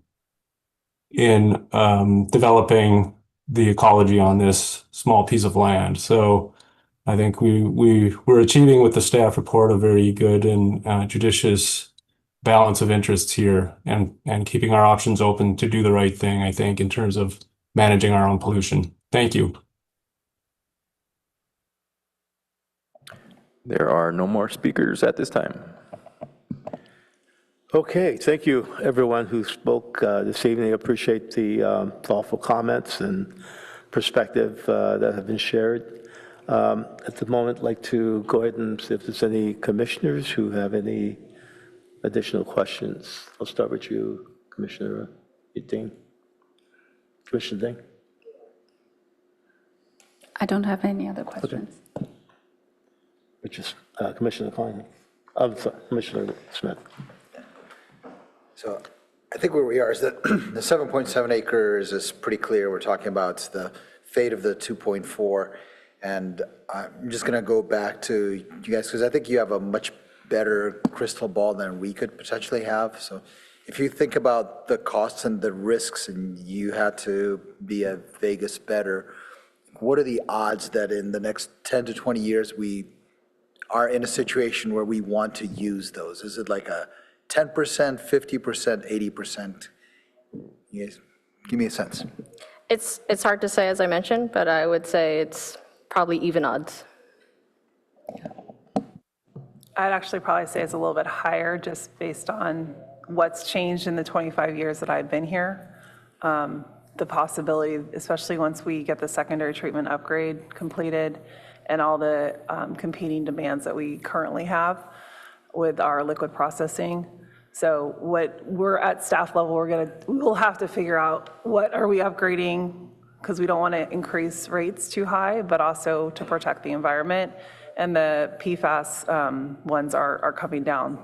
If you look in the news, and pretty much every contaminants of emerging concern discussion is tailored around that. California has done a good job of banning products, but it's a forever chemical, and it's not coming out of our system. So it's something that definitely we are tracking and been monitoring and for a long time, but we never know. Like, I didn't expect nutrients to be required in 2012, and it's already required now. So regulations can impact us and change quickly. And doing upgrades to sewage treatment plants take decades to plan and build. Okay, thank you. And just one other small question. If this is done from Measure E, if we want to continue the hydraulic connection and we have to service the 18-inch pipe, is there any change in how we'd have to do it, or that all stays the same? The hydraulic connectivity is something that we put in as a beneficial use to connect the Emily Renzel Marsh, since it was originally wetland. But then because of the landfill, it was basically landlocked. And so that pipeline that went in was put in place to help benefit restoring the whole wetland area. So it's a combination of a freshwater marsh that's our effluent, and then also the salt marsh, which is the 18-inch pipe that goes underneath. So there's two flows going through there. And that was to also mitigate our impact to the creek. So by putting salt water into the creek, Matadero Creek, we also need to provide a freshwater source, which we provide upstream. I'm just trying to get there's going to be maintenance. There'll be maintenance. The maintenance is not impacted by one way or the other. No, I was just trying to give you a little bit more history on the Renzel Marsh, which is from 1992. So. Thank you. Yeah. Commissioner Smith? I don't have any further comments. Okay. Commissioner Kleinhaus? I have been involved in this since a very long time. I visited them many times. I visited with Karen and others. I don't think I approached it closed-minded. I think I really I sent a lot of questions. We received really good answers. Appreciate the meetings, the responses, everything you've done. I do. And you met with me individually at times, you met with the ad hocs. I actually participated in various meetings. I don't think I approached this round as a closed mind, but I want to say something else. We've seen some of what's happening in the Baylands in several other meetings this year. And it's clear that what was once tidal wetlands east of 101 are now converted into roads. The flood basin, which is not fully functional and never was supposed to be as a habitat, because it needs to be kept dry for the water to come in. There's the treatment plant, there's the landfill, which you can't even have a squirrel there before you have to gas it. The airport, the golf course, athletic facilities, and now housing is coming in and other facilities.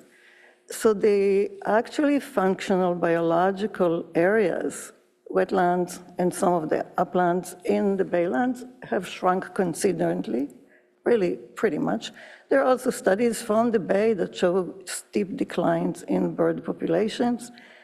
And so I guess, why is nature so expendable has always been my question. Why aren't we looking, I appreciate that you're looking at the offices. I really do, and I hope you can purchase all of them. Maybe they're not needed anymore. But I do think that this connection, even if it's upland and not an aquatic connection, provides a really important corridor and component of the full baylands between the Emily Renzel marshes, the ITT previous whatever facility that was, and the harbor marsh and the bay. And so it's not a minor area from an ecological point of view, and I think Rincon showed that in their report. It's not negligible, it's not insignificant. Previously, there were indications that said, oh, there's nothing there, it's only some raccoons, but it's not. And so for us as a park commission, I wish the council would actually say, yeah, this is important enough, so we're going to find all the money in the world to buy all these properties, And maybe that's what will end up if Measure E was not seemingly so readily available. And so this is how I feel about it. That's all I have to say. So, several speakers referenced the importance of preserving the wildlife corridor and habitat connectivity between the baylands and Emily Renzel wetlands. Can staff help us understand the long-term environmental benefits and trade-offs associated with dedicating the full 10 acres versus preserving the 2.4 acre portion?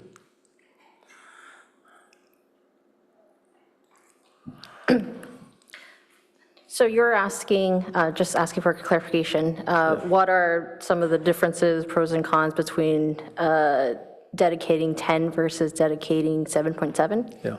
Yeah. So we were asked by council to investigate whether we could potentially use and need the 2.4 acres.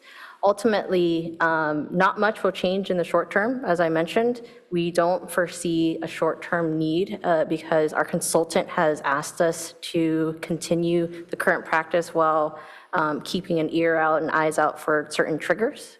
But in the future, if regulations change, if cost of hauling changes, if we are forced to build on-site treatment, then being able to move quickly to meet those regulations and to put in infrastructure that, as Karen North mentioned, wastewater treatment infrastructure takes a long time to plan, design, and build. We are much more likely to be able to meet these regulations and deliver cost-effective projects if we're able to reserve this 2.4 acres, rather than having to go through a process of, undedicating the amount of land needed in order to build those same facilities. So we are hoping to save time and money in order to move quickly in that case.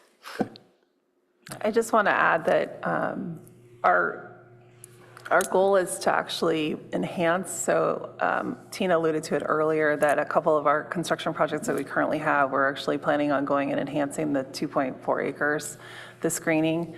And it's not really, even if you dedicated the full 10 versus dedicating the 7.7 and kept the 2.4, the habitat quality would be, I'd say, that remain the same or be better because we are planning on enhancing it. It's just for us to future-proof our facility. I don't have the crystal ball, but to try and make it so if there's potential in the future, we're not going to go out into the baylands. We're not going to fill the baylands to create the sewage treatment plant. That's not an option. We don't own the parcels adjacent to. We're working on that, but that also doesn't work out with the flow when we're, moving pipelines and process. It would be extremely challenging to get a pipeline across. We're currently dealing with multiple projects right now. We keep on hitting on utilities underground while we're dealing with pipelines. So it's very challenging to try and move the flow that's currently happening at our facility, which is why the perimeter makes sense for biosolids, which is why we've been doing the long-range facility planning space. Where can things go? What makes sense? So we understand. It's Parks and Rec Commission. Your initial was the 10 acres. We were just asked by council, do we need it in the future? And we've done our analysis, and it looks like we do. So, but this is all we're here to do, is just provide information. Okay, any other comments? Okay. So thank you. So the commission has heard the presentation, the public testimony, and commission discussions. So based on that discussion, I'd like to offer the following motion for the commission's consideration. And this is from the ad hoc, but also from listening to all of the comments and reading the letters that have been coming up from the public. I move that the Parks and Recreation recommend that the City Council adopt a park dedication ordinance designating 10 acres of the Measure E site within Bixby Park as dedicated parkland for future park recreation and open spaces. Is there a second for that? I just want to make sure that, Eric, I believe staff has it on screen, but there was a little bit of verbiage Oh, yeah, we did add something there. change, so Yep. let's make sure we've captured that correctly. Okay. Can you reread your motion, or? Yeah, that's exactly what I put. So the PRC recommends City Council adopt a park dedication ordinance to dedicate 10 acres of Measure E site at Bixby Park as parkland. The 2.4 acres should be ecologically enhanced with native plants and trees to provide habitat and passive recreation value. I get a second? I'll second. Okay. Okay, call to vote here. Commissioner Kleinhaus, Yes. Commissioner Smith, Yes. Commissioner Axelrod, No. Chair Freeman, Yes. Commissioner Dang. No. That is a 3-2 vote. So 3-2-2, right? So I believe it passes. Motion carries? Nope, motion does not carry. Motion. No, you would need majority Yeah. of, Yep. so it would need 4. Yep. So motion does not carry.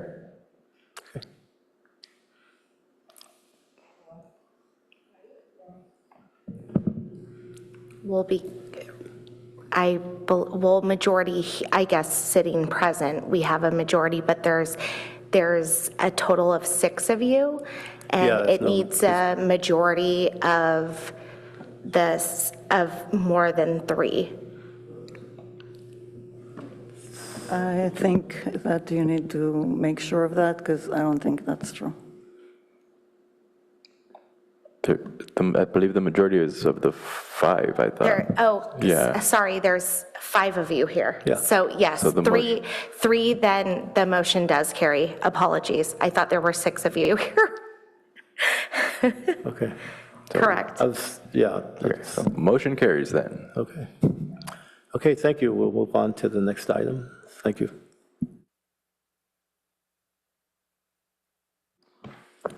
I just wanted to say thank you so much for your dedication and the number of years you've done. And I go out to the Baylands a lot and go to Bixby Park, and then we go over around the pond and stuff. And the work you've done as you go to Bixby Park on the left, it's been very Let's take nice a to 5 see minute. you working on that. So Okay, we'll take a 5-minute break. thank you.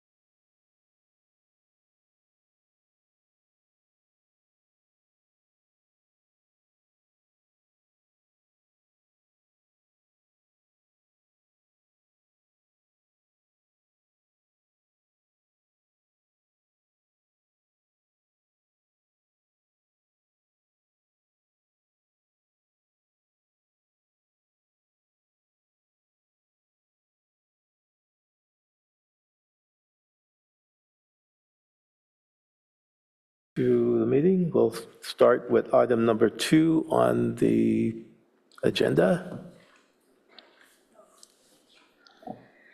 Chair Freeman, I do have an announcement. I wanted to announce that tonight's Parks and Recreation Commission meeting will be going live on Channel 30.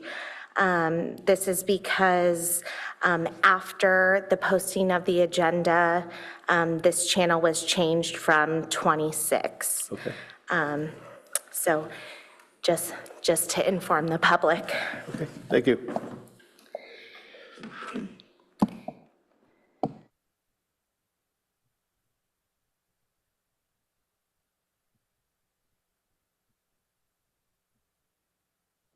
For clarification as well, this is item number 3 on the agenda.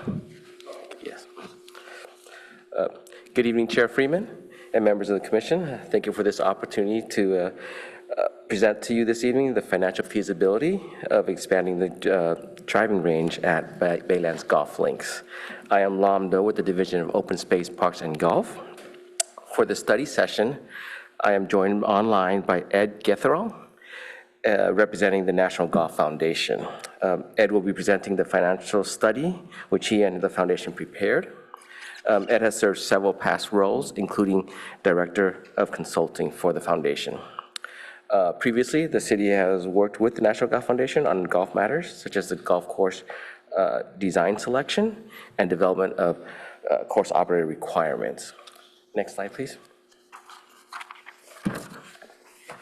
As an overview for tonight's study session, the focus is on financial feasibility of expanding the driving range with construction of a new driving range, ground level, and a second deck. This is a discussion only. No recommendation is being sought from the Commission this evening. Staff plans to return to the Commission at a later date for recommendation. During the 2022 Finance Committee budget hearings, the committee discussed converting the driving range to a double-deck facility, and there has remained some interest in this potential project. I'll speak to the golf courses and the driving range's financial performance, and then Ed will present the National Golf Foundation's financial feasibility study. And then from there, I'll then discuss other factors and site constraints. And then we will conclude the study session with a commission feedback, where staff is seeking your thoughts on the feasibility. Next slide, please.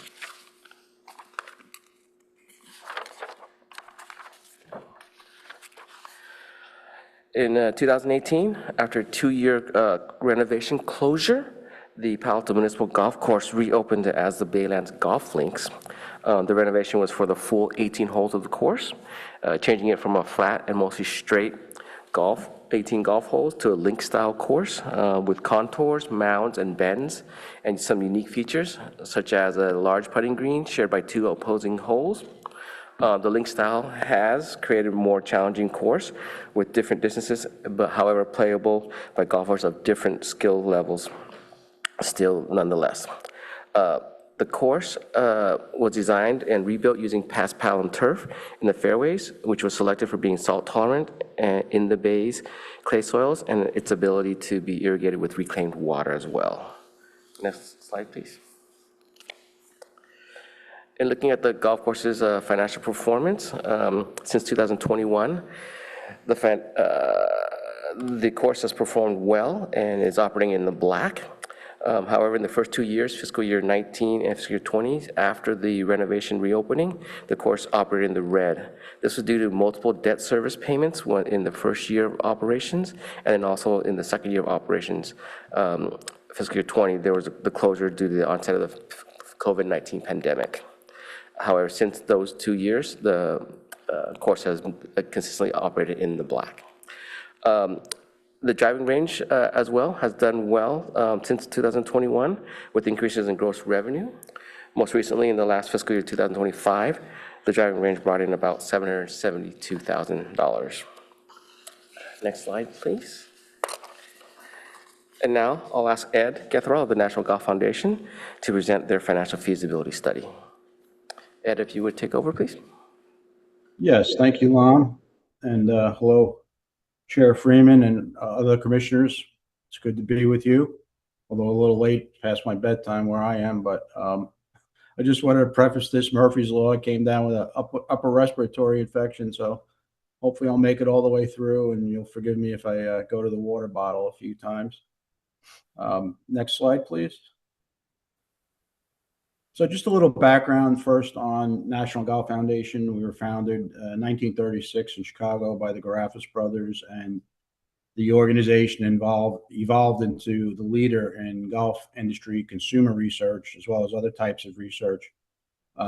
Many publications we put out monthly and yearly, and one of them, the most prominent, is our annual Garafis report, which is basically a state of the industry report that all the major manufacturers rely on, the club makers and the ball manufacturers and Club Car and Ping and Titleist and Rainberg. So very prominent position in golf and golf research.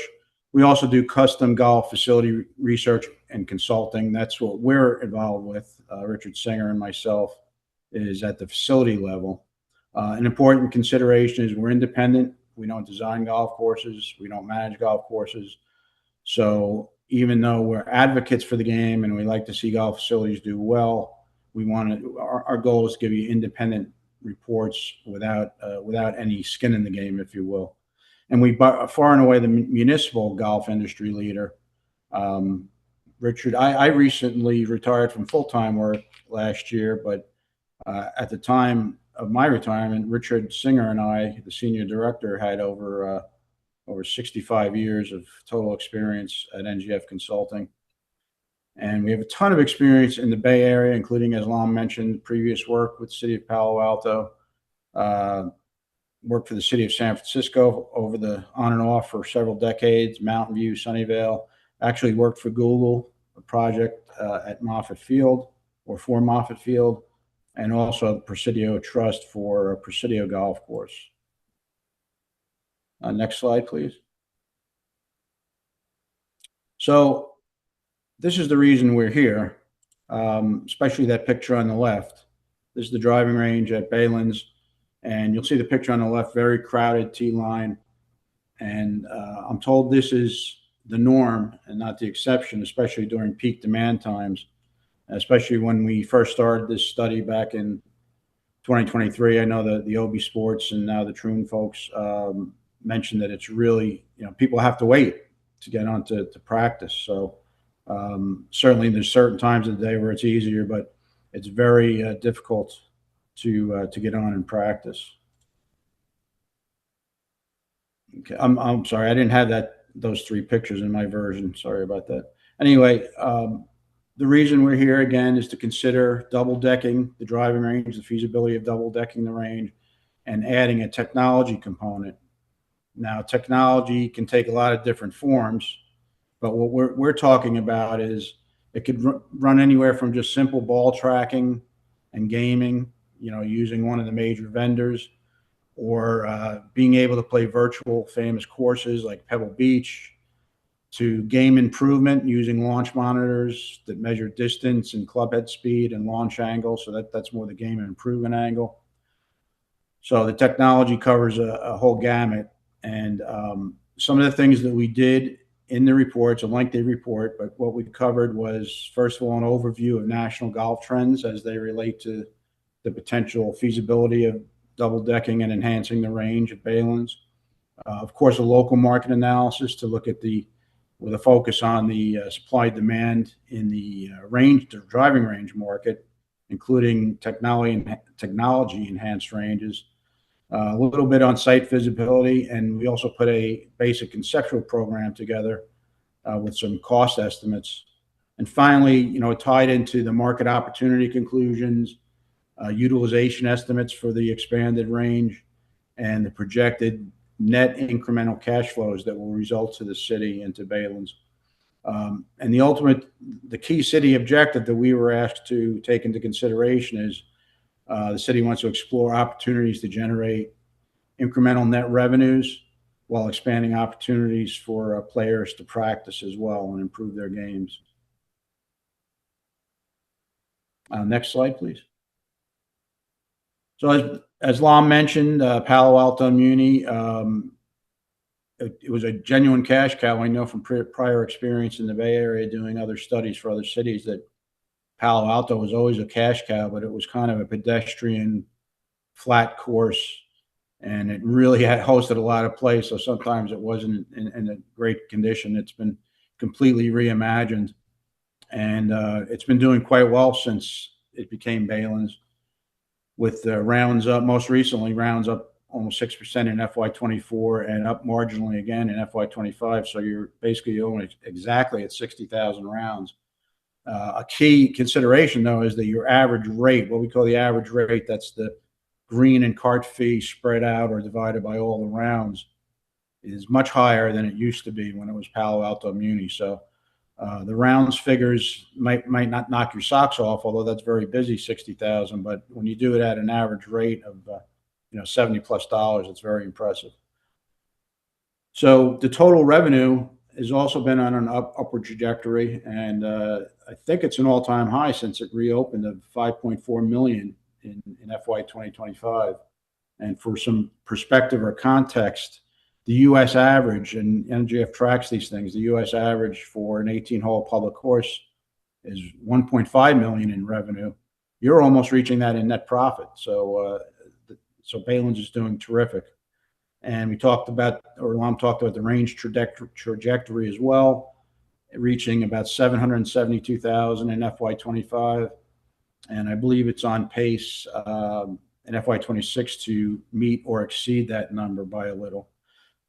One thing I'll mention real quickly, though, when Lam showed that chart, it struck me is another reason we're here is you'll know it's growing, the range revenue, but it's kind of flattening out the growth because I think you're probably coming up against some organic growth constraints due to the limited number of T stations. So that's another reason to consider the expansion. Next slide, please. So, I mean, the national trends are pretty favorable, really favorable, actually. Golf is in a really good spot.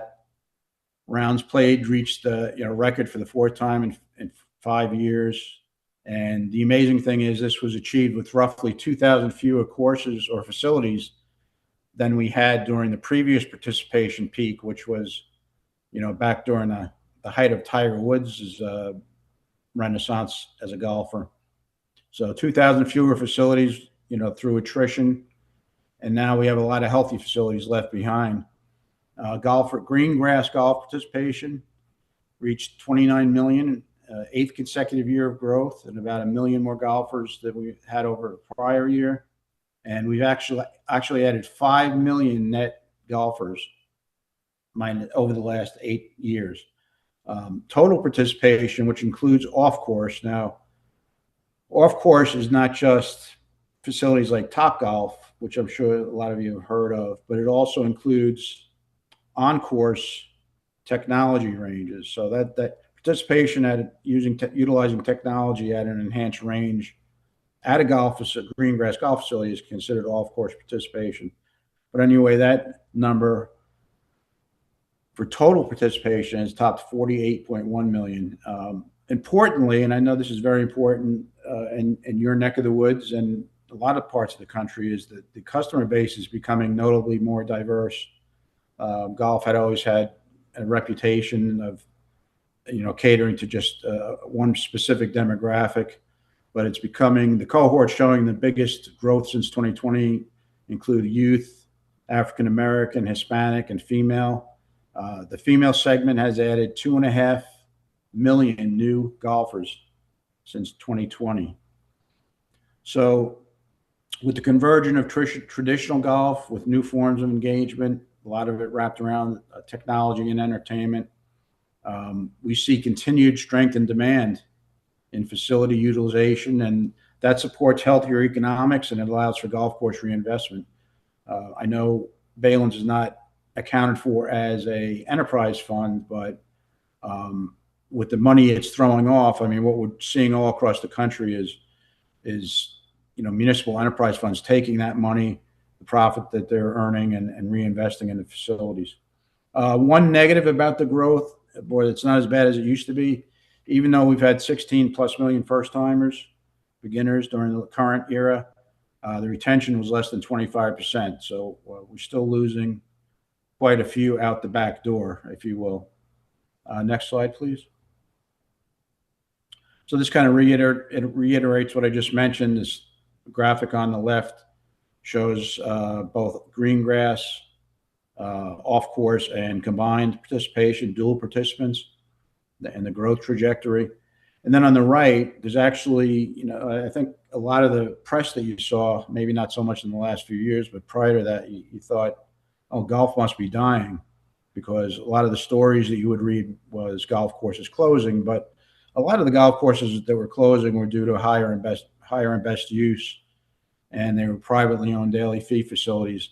The total supply of municipal facilities in the U.S. is actually at an all-time high, with 2,600 plus facilities and almost 3,000 courses. And California trails only Texas, as you can see, in the total number of municipal golf courses. Next slide, please. So key findings from the local regional market. You have a very dense population from which to draw customers. I think, excuse me, let me back up here a second. 3.44 million people within a 30-minute drive time, which we're considering essentially the primary market for Baylands, 30-minute drive time. And great demographics for golf participation, with a median household income more than 2.5 times the national figure. And of course, we realize that's mitigated somewhat by the very high cost of living in the Bay Area, especially housing. Golf participation correlates strongly with higher income. Participation rates are relatively high in all the submarkets we looked at, golf participation rates. And the Bay Area is one of the most active golf markets in the country. The 30-minute trade time we looked at showed annual rounds played average per 18 holes of more than 53,000, 70% higher than the national figure of 31,000. So the bottom line here is you have 5 times as many golfers per 18 holes of public golf as the U.S. does overall. This is an underserved market for golf, for sure. Next slide, please. So there aren't a lot of golf facilities considered. We just touched on this, considering the population. There are not a lot of public golf facilities, and there's even fewer with driving ranges. The 10-mile submarket around Baylands has only 5 public courses with driving ranges, totaling 101 tee stations. Now, of course, there's several others that are, 10 to 15 miles away: Prune Ridge, Mariners Point, San Jose Muni, and they all have active ranges. We did a little comparative graphic here for some of the most active driving ranges in the regional market here. We also included a comparable Dairy Creek golf course much further away in San Luis Obispo County. And the reason we included that is they have low population density and a very successful range due to their addition of 10 entertainment bays. And we'll have a picture of that later on. But you can see these facilities, 3 of them, Prune Ridge and San Jose Muni, with about $2 million in annual range revenue. And Mariners Point is privately owned, so they didn't outright share the information, but through different sources, we've estimated their range revenue at $3.2 million. And Baylands, this is the figure from the original study back in 2023, I believe, 663,000. You're about 100,000 or more higher than that. But as I mentioned, I think you're coming up against some natural constraints. I like to look at the figures at the bottom: population per public tee station, and you can see Baylands compares favorably to all of them. Lags a little bit behind Mariners Point, but it's like 8 or 9 times higher than Dairy Creek and San Luis Obispo, and yet they have almost twice the range revenue. So it just shows you, with the right product in a market like this, you can really do well. Next slide, please. And this just touches on what we're seeing. I mentioned earlier, having technology-enhanced driving ranges at the golf course, because it's becoming ubiquitous. It's really becoming very common because there's a growing, our research and, proprietary NGF research shows there's a relationship between the two in terms of sharing user bases. For instance, if you had a technology enhanced range, you might draw some people initially to it that are beginners or they're not golfers at all. They may eventually graduate over to the golf course itself. And you may have more people that utilize the golf course using the driving range when it's enlarged and enhanced. Next slide, please. So these are some examples. Adding technology can mean a lot of things. The upper left there is McInnes Park up in San Rafael. And this is a 2-deck structure that they added top tracer, I believe, on the bottom level several years ago. And then they added it right here on the upper level. And this is a basic setup. You have the mats and you have the monitors. So this is, ball tracking technology.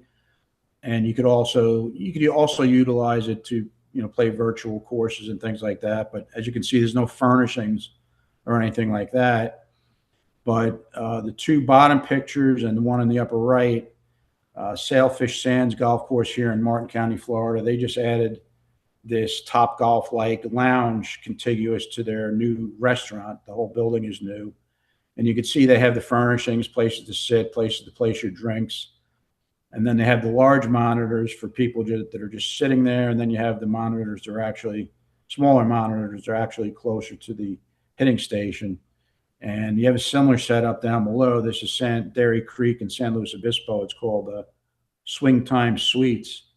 It's been incredibly successful. An advantage that this facility has is it backs up those pictures you're looking at on the bottom right.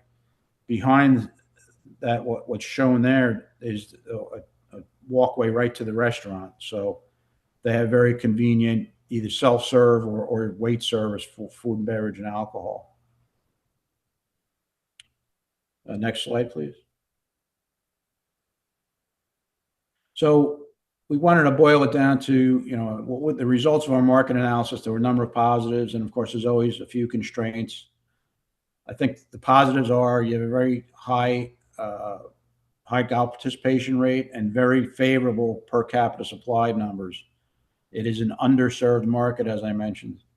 Not as bad as Southern California. I mean, Southern California by far is the most underserved market in the country, to the point where they had to pass a law to stop people from brokering tee times illegally. But it's a very active market, and the successful track record of some of the facilities we looked at, some of the range facilities, it shows you the $2 million is very achievable in terms of annual revenue. Relatively low number of competitors, as I mentioned, with the nearest technology enhanced ranges being Mariners Point and Foster City and Mission Hills of Hayward across the bay in the East Bay, and both about 12 miles away as the crow flies. But I mean, traffic in your area, so might be quite a time to get there. So we think that a high quality technology range at Bayland should be a very strong regional draw. Another thing we see is in the United States is what we call latent demand, people that are very interested in taking up the game that have not. And I think we calculated, based on survey research, there's about 90,000 very interested non-golfers within 10 miles, residing within 10 miles of Bayland. So depending on how you go here in terms of whether you want to go the full boat and do entertainment bays that draw young people, Gen Z and millennials, to socialize and hang out, the more you do something like that, the more you're likely to generate or try to activate some of that latent demand. Next slide, please. So there's always risks, there's always constraints. For instance, you could have nearby competitors, Shoreline or Moffett Field, Golf Club Moffett Field, for instance. Maybe they introduce technology, although Golf Club Moffett Field just enhanced their range within the last few years, and they didn't do it then. So I'm not sure Google wants to spend a lot of money there right now for whatever reason, but So that's always a threat. More competitors introduce a similar product. And then there's the extraneous black swan type events or just a regional economic recession that reduces discretionary income. Our research shows, it seems common sense, that previous recessions have definitely negatively impacted the performance of golf courses. And then the retracement from the ongoing surge in golf demand may occur at some point, although a lot of people thought it would have happened years ago, that it was just a temporary pandemic era bounce, but it has proven to be anything but that, especially with the growing diversity of user groups. And then there's always the fact that the golf entertainment trend could begin to wane.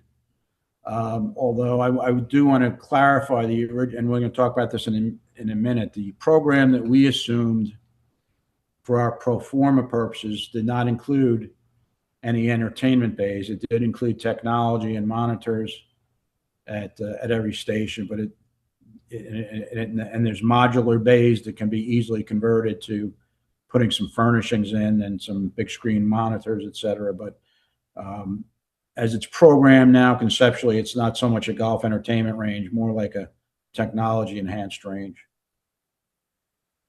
Next slide, please. So our conclusion is that there seems to be an active and strong market opportunity for double decking and enhancing the range at Baylands. We think that the range revenues reached an all-time high and may surpass that this year, but maybe coming up against its ceiling in terms of organic growth based on the limited capacity. All positive market factors that we saw. We didn't see any negatives in terms of the local market, and we think these factors will manifest in strong market impact and incremental net revenues. The last bullet, again, we mentioned opportunity for golfers of all levels as well as non-golfers. In terms of non-golfers, there'll be more opportunity to draw non-golfers again with more entertainment-oriented bays, as opposed to just having the technology for game improvement and ball tracking. Although that will still attract people that are new to the game and are interested in technology, especially in the Silicon Valley. Next slide, please. So basically, the preliminary program that and this came after meetings on site years ago with city staff and with OB Sports and the First Tee as well of Silicon Valley. We came up with a preliminary program that expands the range from 27 tee stations on one level, and it goes to 68 on two levels. Some space on the ground level. There's tees added on the northeast corner and also on the south end where the current instruction bays are. So we end up with 68 total stations. The technology, we didn't assume any particular technologies. The leading ones out there right now are Top Tracer range, TrackMan range, and InRange. So that'll be up for the city and its operator to decide what's best suited for the facility. I mean, you could use TrackMan range or more of a launch monitor for the instruction bays, and then for the regular bays you could have a different type of technology. So there's several different ways you can go. And I should mention, it's not really mentioned here, but these software providers, they're generally, you lease the software, so you're not paying for a lot of hardware. You're basically leasing it on an annual basis. I should also mention that the whole reconfiguring of the range will bring it back 12 yards from the existing tee line. And this will help you, especially with reducing the number of errant balls that seem to be exiting the west end of the range into that parking lot. I think that it's an office building back there. So the preliminary program is designed to provide flexibility through a phased approach. Right now, it could be easily converted, 2 bays at a time could be easily converted by adding furnishings and a big screen monitor to so-called entertainment bays a la Topgolf. We also showed a conceptual lounge area in back of the lower level T stations. This is something that Mariners Point recently did up in Foster City. They had an incredibly successful range, but what they did is behind the lower level stations, they added some seating areas and they bought a food truck. So it's actually mainly for people not just playing in those units, but also for people that are waiting to play. Next slide, please. So based on the program as I just described, and this program, the base program that you see on the top of this table does not include a roof at the second level. The facility is open air. It has overhead lighting on the ground level. No roof is assumed at the second level right now in the space program. And all bays, as I mentioned, we will have some type of ball tracking / gaming technology with monitors. No entertainment bays, but they can be some can be converted in the future based on demand. So these cost estimates, I stress, are from Lom, you can correct me if you can, whether we updated the cost estimates in last year's update, but this may date back a few years. Regardless, you're going to have to go out and get new bids, new estimates anyway. The netting, I know you had a new trajectory study done, so the netting estimate that we got from Judge Netting, I think the height is maybe 10 to 12 feet higher at its peak than we had estimated based on the second level. So bottom line is the preliminary cost estimate was anywhere from 8.4 million to 9.08 million on the high end. Optional items will be cheaper if you include them in the initial construction. And these are priced if you do it that way, if it's done in the initial construction. So the metal roof on the second level and a screen wall on back. And then we also had programmed in an optional concession / restroom building closer to the clubhouse at the near the northeast corner of the T line, not far from the turn and not far from the pro shop and the clubhouse.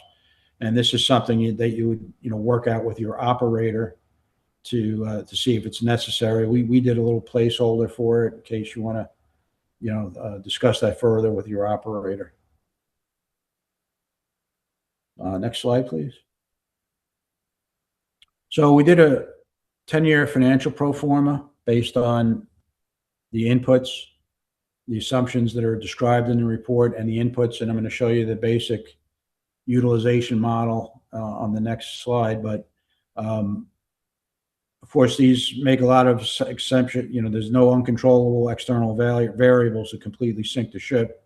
You never know what's going to happen in terms of that, but there's no reason to expect that at this point. So the key model outputs are the range. The enhanced range is expected to generate about 1.7 million in gross operating revenue the first full year, growing to 2.1 million by year 5, 2.4 million by year 10, and based on a projected 65% gross margin. And this, Troon gave us some help with this when we put this together about their expected margins on driving range business.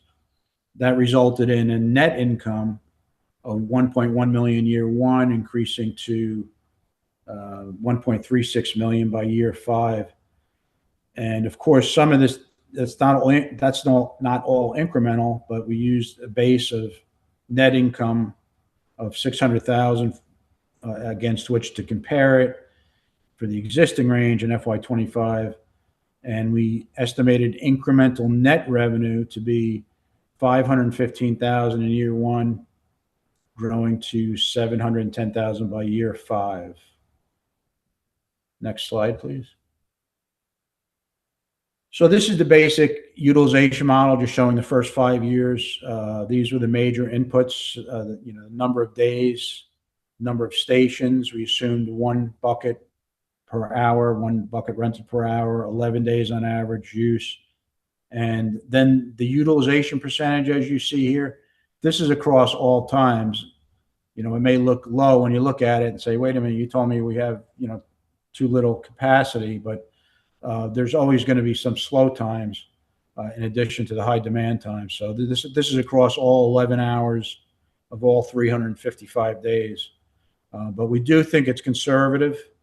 So we want to be conservative so that the city can make responsible decisions. So I think our numbers are highly achievable, and we wanted to, give you realistic and achievable numbers when we did this. Next slide, please. So we also did a sensitivity analysis, several scenarios. The base model, as you can see, the incremental net stabilized income is 710,000. I did want to mention also, if you calculate ROI by the stabilized net incremental revenue, and you divide it by, let's just say the cost ends up being 10 million, a little higher than we estimated. That's still about a 7% ROI. So it all ties back to how many years the payback is going to be. We highly confident this is going to be basically an annuity for the city. It's just a case of how long it will take to pay back the initial investment, but it is showing a pretty good ROI on a back of the napkin type calculation. So these utilization scenarios or sensitivity analysis, the one was lower the utilization percentage. I just showed you those, and the incremental net goes down to, excuse me, 516. The other one would be to lower the average bucket revenue and this is all other things being equal. So that would be the only thing we changed, that variable. It comes down to 419 or 590 rather. And then if we lower the utilization percentage and the average bucket revenue, we had the incremental net revenue come down to about 414.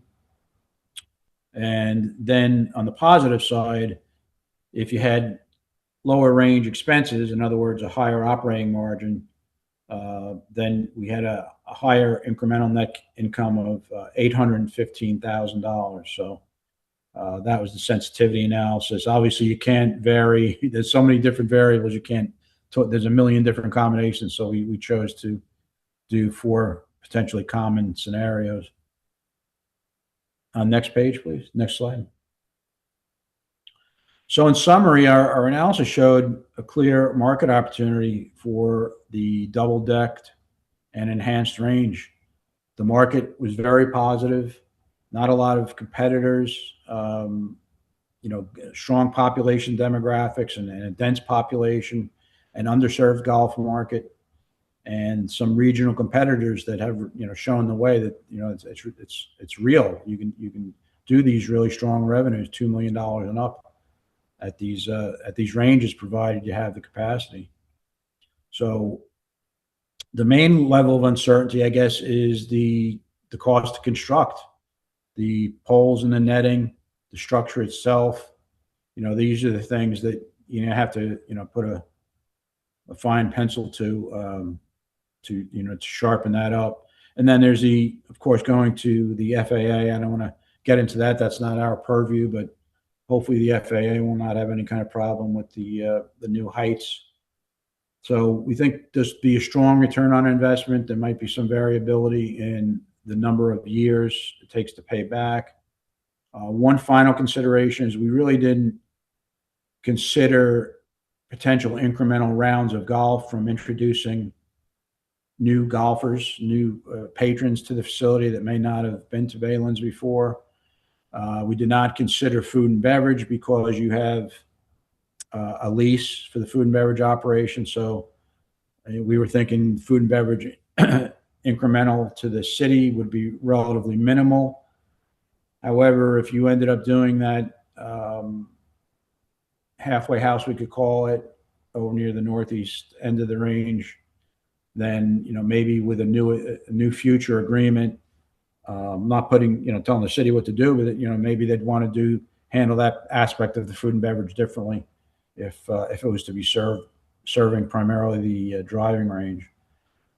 We also didn't consider incremental pro shop revenue, so we wanted to be conservative and make just show the incremental driving range revenue itself so that you can make some informed decisions without looking at pie in the sky numbers.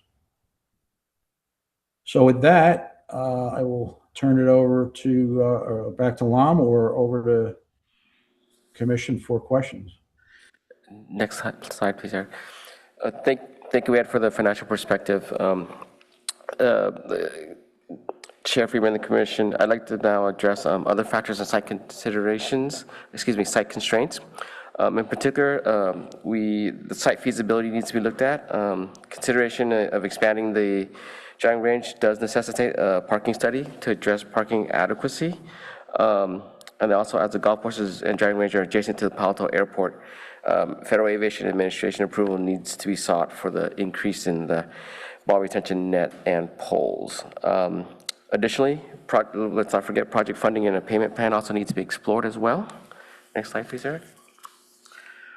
And then we have some possible next steps to look at. Staff here, we are soliciting your feedback. Does the Commission believe a second deck range concept warrants further evaluation? Is incorporation of a technology desirable? Is entertainment desirable? Is food and beverage desirable? Also, what other additional information does the Commission need? Staff could possibly evaluate alternatives as well, phasing and sequencing of the project or scaling back the project. And then other possible next steps following this would be assessing potential funding sources, returning the Commission for a recommendation, and then presenting to the City Council. With that, this concludes our presentation, and now we'd like to switch to clarifying questions and a discussion with the Commission. Next slide, Eric. Thank you. Okay, thanks staff and the consultant for the presentation and also for the report, which provides a lot of very useful and thorough information. And before we open it up for public comments and clarifying questions from the Commission, I would like to remind my fellow commissioners that tonight's discussion is focused primarily on the financial feasibility of the driving range expansion and associated technology enhancements, and that there will be further opportunities to examine environmental impacts, FAA considerations, traffic studies, design alternatives, and other project-specific details. So I think what you're asking for us tonight is to provide you input based on the financial information that was provided as to whether or not we think this is a project that should go forward. For consideration to go forward. Okay. Thank you. Okay, with that mindset, I'll open it up to clarifying questions from commissioners. Commissioner Kleinhaus.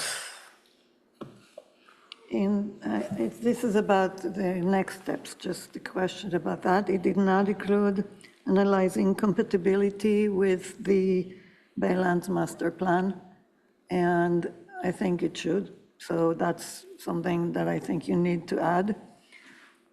And I have a question, which, I don't know, it's not a financial question, but I don't know what this looks like. I'm not a golfer. I've never been to a second deck or a first deck. I have no idea what we're talking about.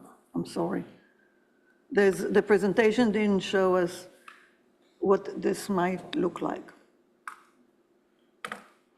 I could follow up with you, Commissioner, with either examples or perhaps a virtual tour of other facilities. I could look for something online and share with you. There was nothing in the presentation, but I think it was in the documentation that was provided. Yeah. Okay, yeah. So, I mean, it would have been helpful to have illustrations of what it looks like now and sort of what the second deck would look like. I mean, you had that in your documentation, but for those of us. I'll take a look. I would like to know the delta between the height now and the height in the future, exactly where this new fence would be, where the structure would be. And next time you come to us, it's not on the agenda now, but please give us a lot more details on what this looks like and what this means for the Baylands. Yeah, it could be kind of a conceptual diagram, something showing what I think in your documentation, you had provided sort of an illustration of the lower deck and then the upper deck. That's correct, within the, Within the report, yeah. the report itself. Mhm. Yeah, okay. So the information is there, it's just in the documentation, so. The other, so you mentioned a number of comparable facilities and regional competition. I didn't see, I mean, you mentioned Moffett Field and a couple of others. I didn't see Stanford Golf Course in there. Is there a reason that was excluded? We were looking at facilities that offer technology. Okay. There are other driving ranges within our area. However, the two that you mentioned are not technology focused. They are just standard driving ranges similar to us. So in the consideration of whether or not we should proceed with the second deck, we're looking at expansion with technology enhancements, which is sort of essential to the viability. But wouldn't we probably want to stay public to public rather than public to private?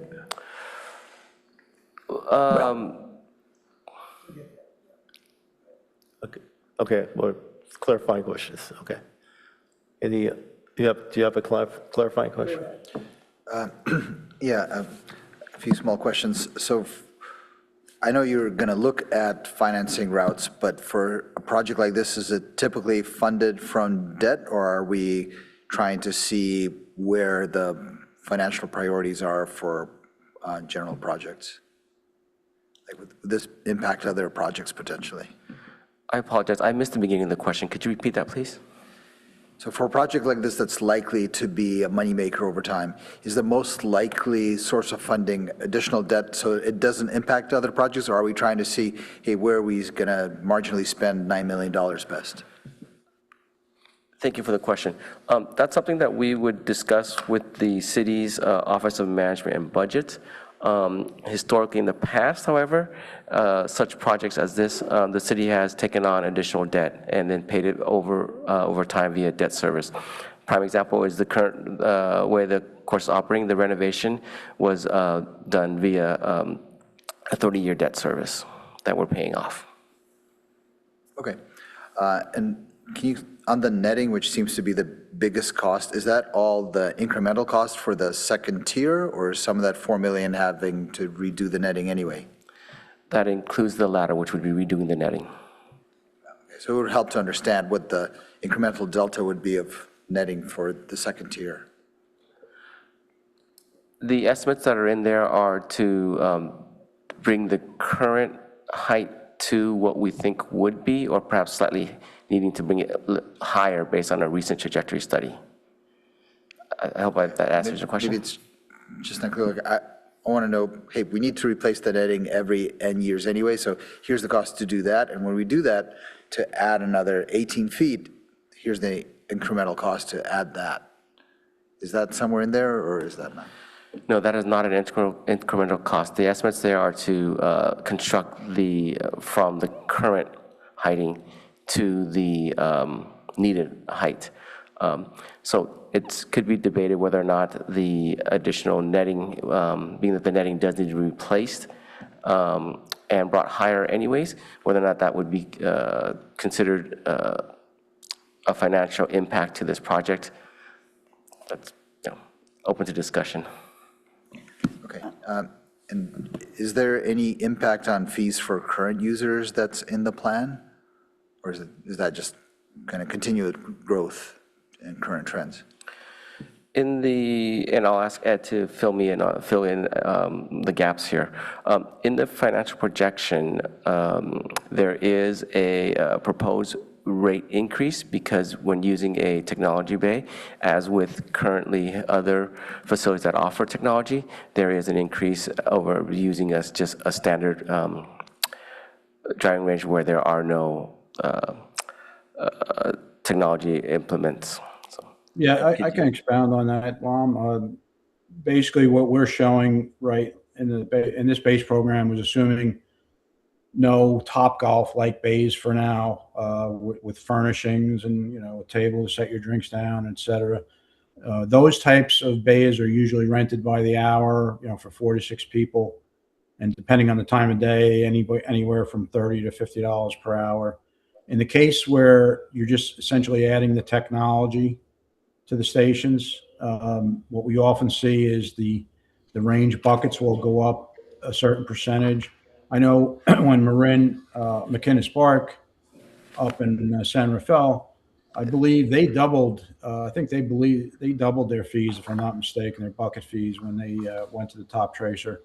Now, it's usually not that steep at all. We in our pro forma, we averaged, let me see, I think we took an average of $17 per bucket. That's across all sizes in year one.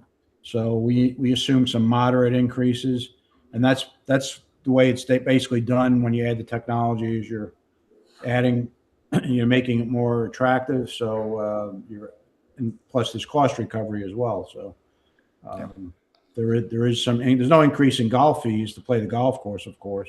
It's just the range buckets will go up in price. The last question for, thank you for that, Ed, is has there been any surveys of the actual users on site? Do they value the technology? Do they want more of it? Would they pay more, et cetera? We could do that, certainly. That wasn't part of our scope, but that is something that NGF does, though. We could survey likelihood to utilize, things like that. We could even go to the general community. Obviously, not all golfers in the community play at Baylands. So we do have addresses. NGF does have email addresses, databases in the Bay Area. So depending on your needs, we could go out to the general market or just current Baylands customers. Yeah, or just like a little index card right on site. Hey, would you do this? Punch out something. You could do that too. Okay, thank you. Yeah, I guess tagging in on that question would be, I think you said that the technology would come after the fact, right? So you're talking about the financial cost here is building out the second deck, which is doubling the number of folks who are going to be using the driving range.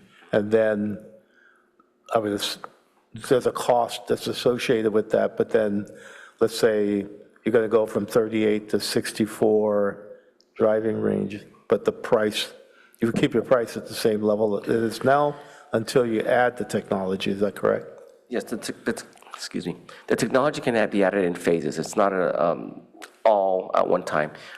It would be added in sets of bays at a time, and it's up to us and or the operator on how we implement it out. It's, as Ed mentioned, the technology is there's some hardware, but it's mostly a software cost, and the software cost is a licensing cost. And as we expand more and more bays, the licensing and the cost of offering that service increases.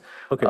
It also depends on other features that we would want to add. But you had said that on the return of investment, you could look at sort of a recouping of the, so I think I thought you had a cost there was like there was different, I don't know if you can put that cost sheet up, but the amount that, I think that would be building out the deck and then adding the height to the Yes. Eric, can you go to the slide netting, is that correct? 20, please?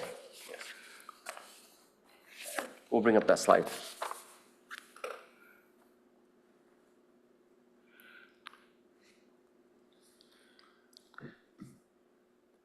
So your low estimate is 8.4. Correct. Which would include the new netting and poles, because you're increasing the height of the poles, right? But I guess what Commissioner Alcaraz was saying, that's a project you have to do anyway, right?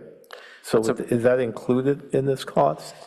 Yes, so as mentioned in the staff report, you are correct. That is a cost that due to the aging of the facility, due to changes in equipment advancement, due to player skill development enhancement, the current netting height would need to be increased regardless of whether or not we move forward with this project. So that's the bigger discussion is this really a cost of the project, or should this be really considered a separate cost? And we should not be looking at the 4.3 million for the netting and poles. Yeah, I mean, So one way to look at you're it, looking at 8.4 million, and from that, you're doubling the number of driving ranges, correct? So that's well, the only, more than double, actually. Could Rudy maybe talk? wait a minute, you have to, excuse me? The day is late, so why don't we go around? Right now, we're asking clarifying questions, and we'll get, All haven't done it, so why don't we have Rudy, let me finish up, please. Okay, because the hour is late. I understand. So the question here is whether or not the 8.4 million when you say you're doing a return on investment, over what period of time is that going to, you indicated 3 years, 5 years for the recovery of your costs?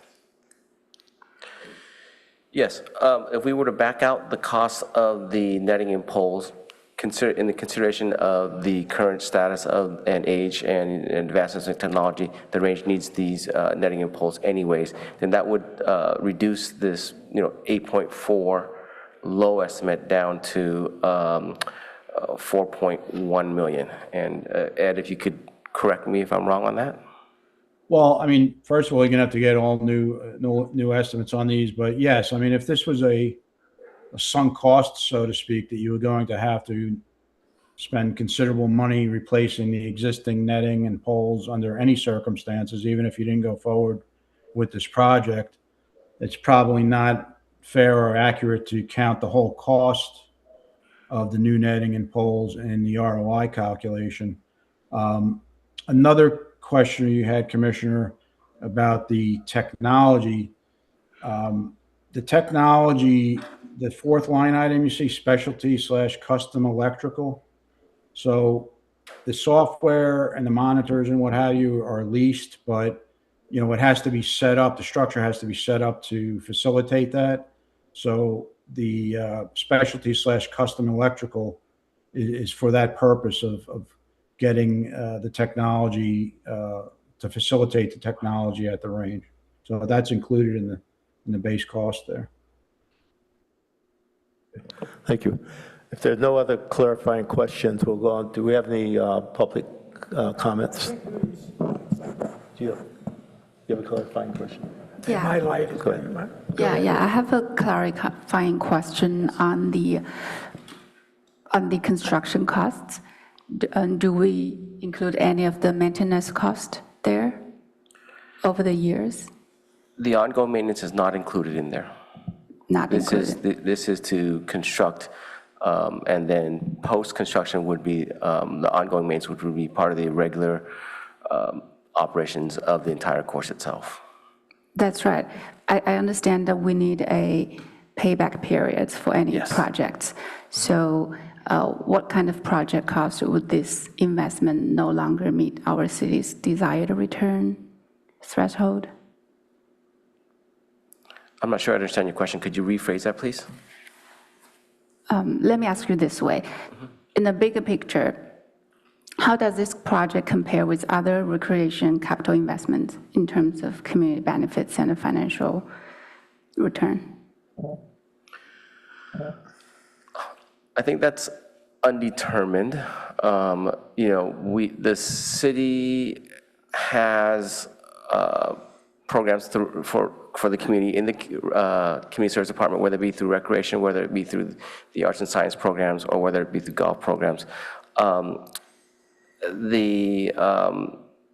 Most of those programs are not returning revenue. They're not revenue generating as much as the golf. Of all the programs, golf program is the one that returns more revenue than its expenditures. All the other ones are much lower, anywhere from only recouping 10% to up to about 30 to 40%. The golf course, as you can see in the charts displayed earlier, is operating in black, where we are not only recouping our operating costs, but we're also recontributing back revenue into the general fund. That's a good information. Thank you. Thank you. Commissioner Smith? First of all, in future presentations, we have to have the time limit. This went on way too long. The second time I've been in the same session talking about financial. This has no chance of happening in Palo Alto, zero.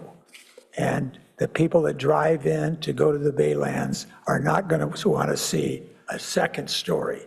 And if you haven't been by one, find one in the area. I mean, there's no way this is going to happen.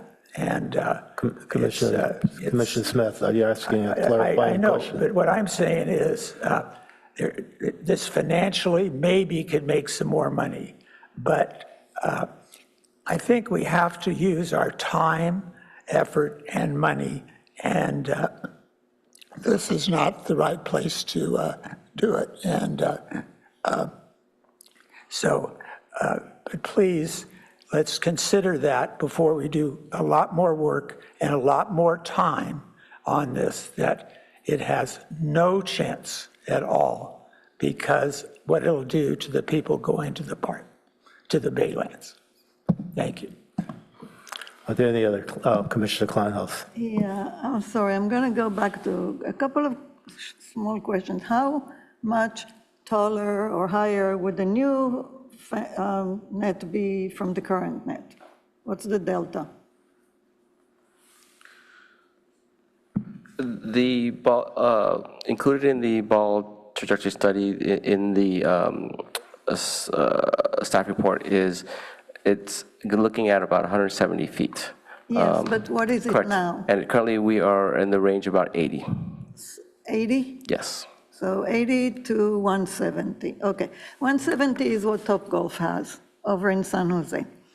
They're not doing well. They're emitting, well, I don't know about that specific facilities, but Topgolf overall had a lot of issues with their, with their valuation. And they work almost all night. So is similar lighting and operations hours contemplated, or we are going to do what we do now, which is after dark, it closes?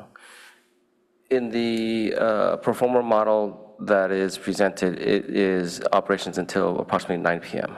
Until what? 9 p.m. Okay, and then what does that mean in terms of lighting? Do you have to have lighting similar to what Topgolf has? Because that's one of the two biggest light pollution emitters in the South Bay, the Topgolf over in San Jose. That's to be determined at this point.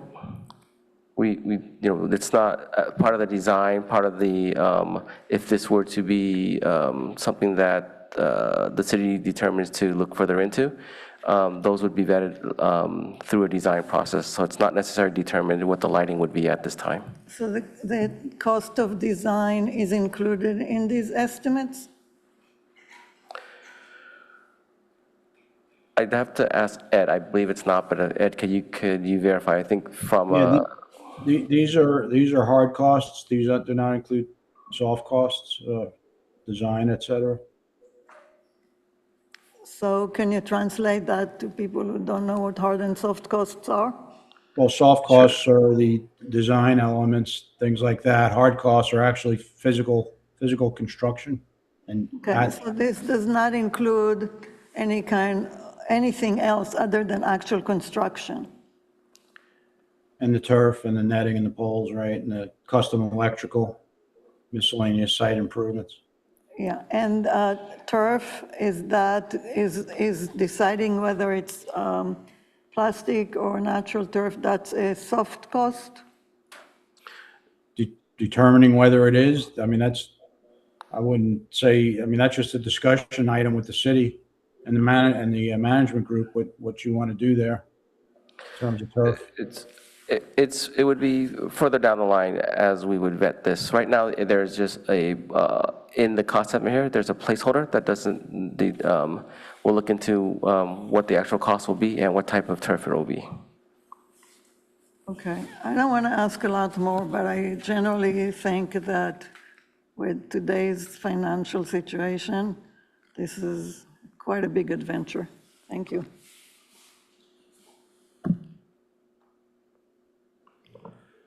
Okay, let's open it up to public any public speakers? Yeah, we have one public comment in person and one, actually not anymore. So just the one in person then. Okay. Mm-hmm. And that'll be Herb B.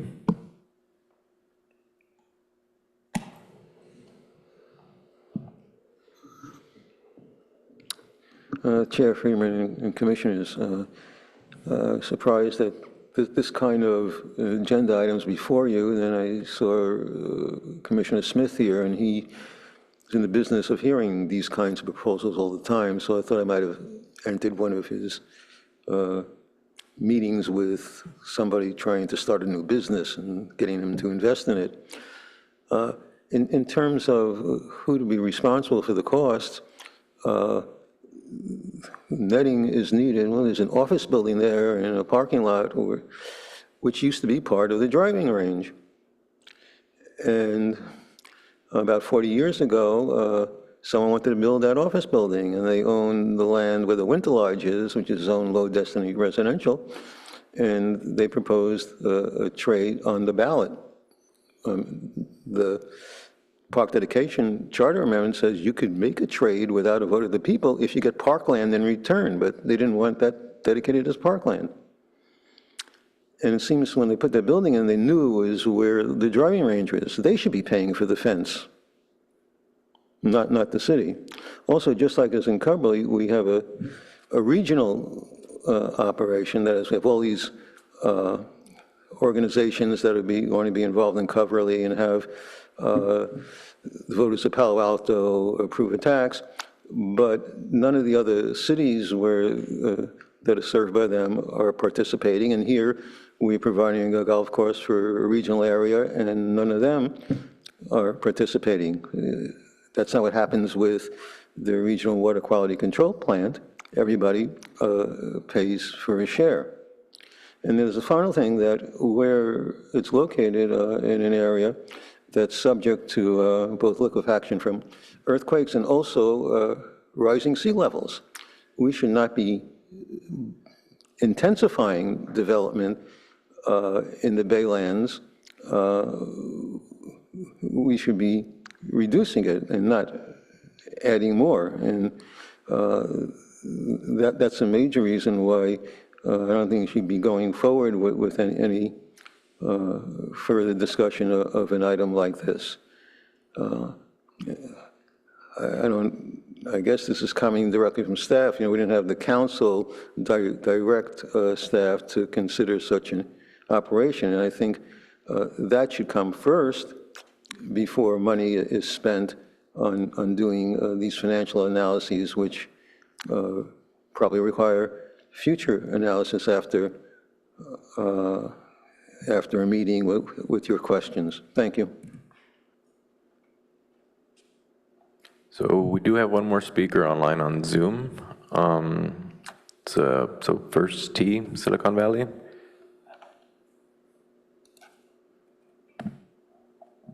Can you hear me? We can hear you. Wonderful. This is George Moxie, President, CEO, First T Silicon Valley. Just a couple reminders for everyone. One is that the expanded practice area on the golf course side of the range has never been usable in the last, 8 years because of golf balls going over the netting. So that's one positive byproduct of the higher protective range netting that would be required with this. The second is the opposite side between the range and Embarcadero Road. And I've spoken with you all before about the First T's strong interest in developing that area for our youth program. So that's another byproduct of raising those range nets. If that area, that youth area, so to speak, becomes safe, then we would love to have a conversation about a private-public partnership for the first tee to help develop that area. Thank you. Thank you. Thank you, speakers.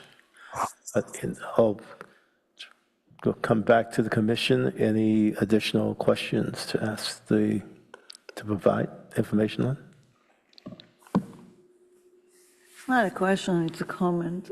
It really worries me that should this venture not be as economically successful as the projections show, then hours will be extended.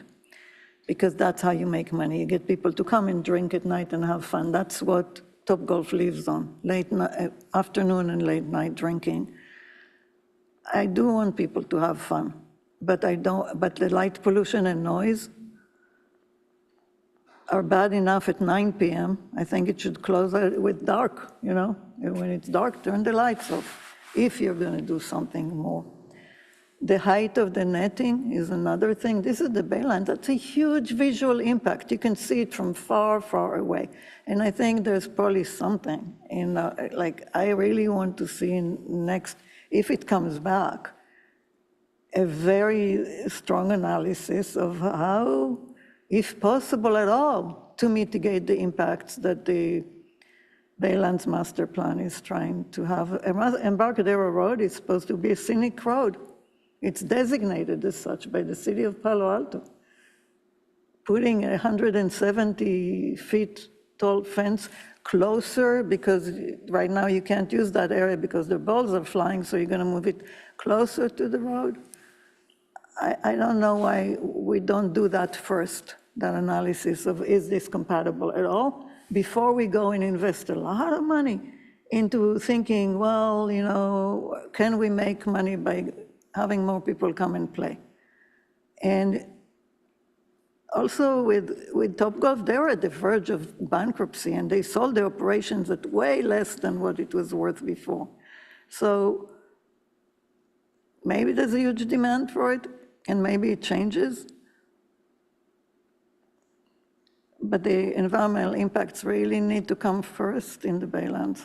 That's when all evening, it's like that's our first consideration. And yeah, we want people to come and play. We want the first tee to come and play. But do we want to build this? I don't know. I would like to see the environmental issues, and the lighting is definitely a major one. We just passed a dark sky ordinance. Anyway, if you say no lighting at all, well, maybe. I'm not even sure of that because of the fences. Okay, thank you. Commissioner Axelrod? I think that the main thing that I'd just like to see is what would be the public sentiment of the current users, because that's what we're really going to be going after. So just some informal studies there, talk to them about technology, increased fees, utilization, parking. I think you could do a pretty easy outreach survey for the users, because they're the ones that are really going to be footing the bill and getting the use out of it. Thanks.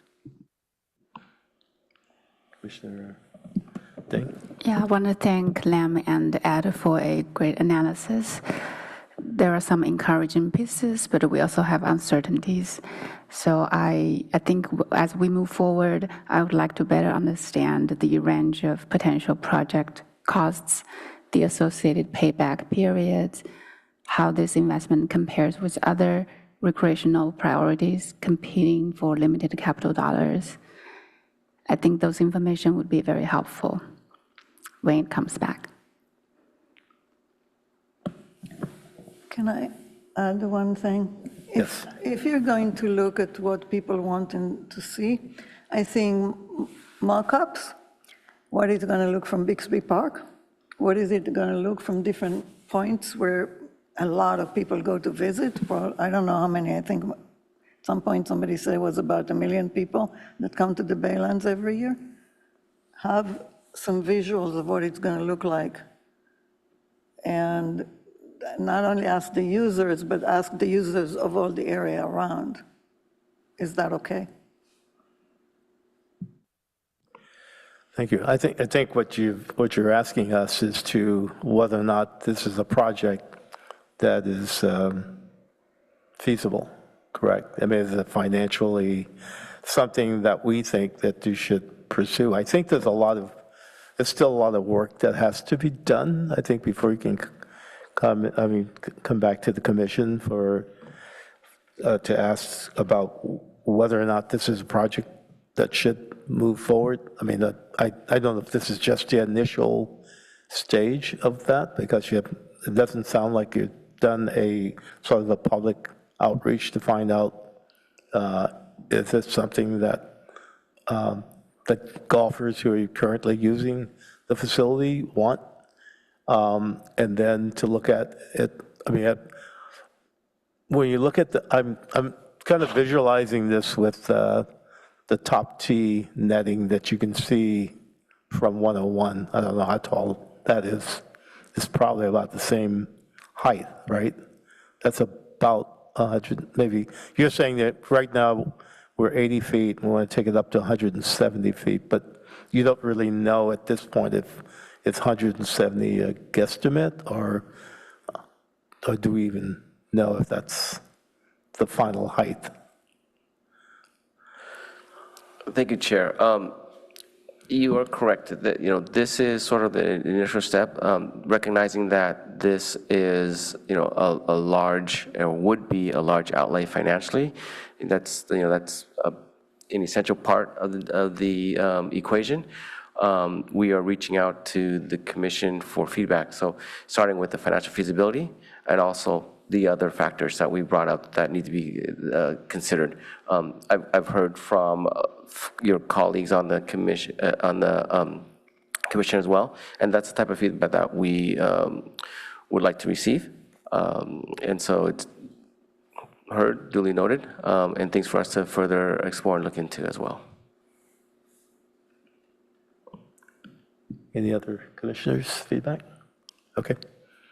Do you think you have received the information that you were hoping to receive? Or not hoping, but feedback from us as to whether or not this is something you want to take to the next step. There's still a lot of work, I think, that has to be done in the background before you could even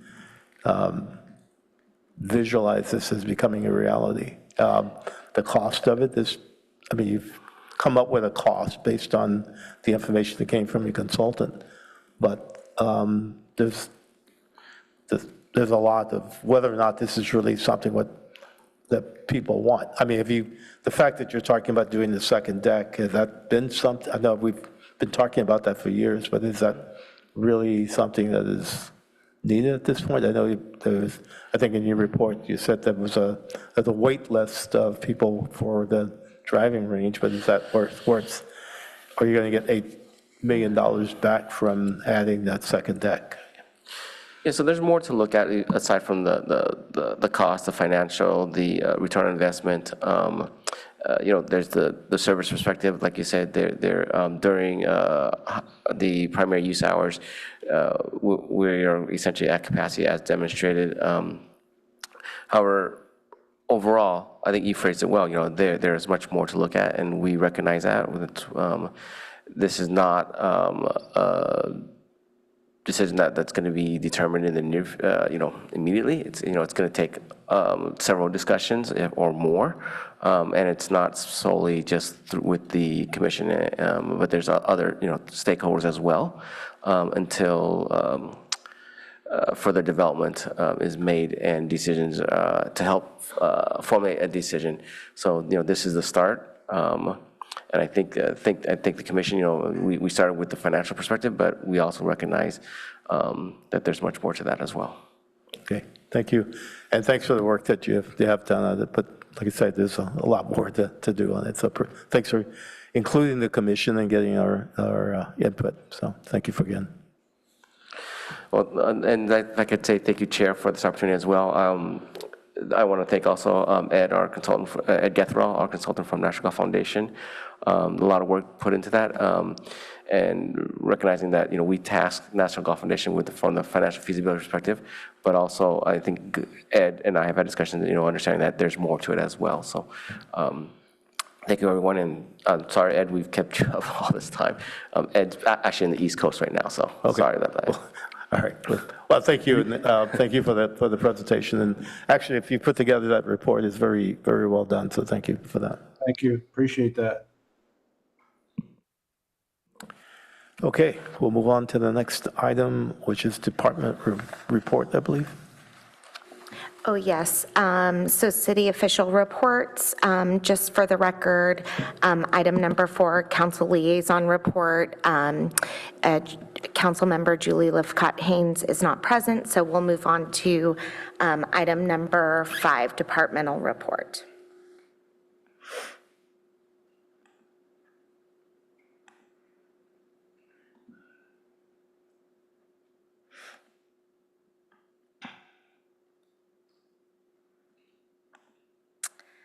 All right.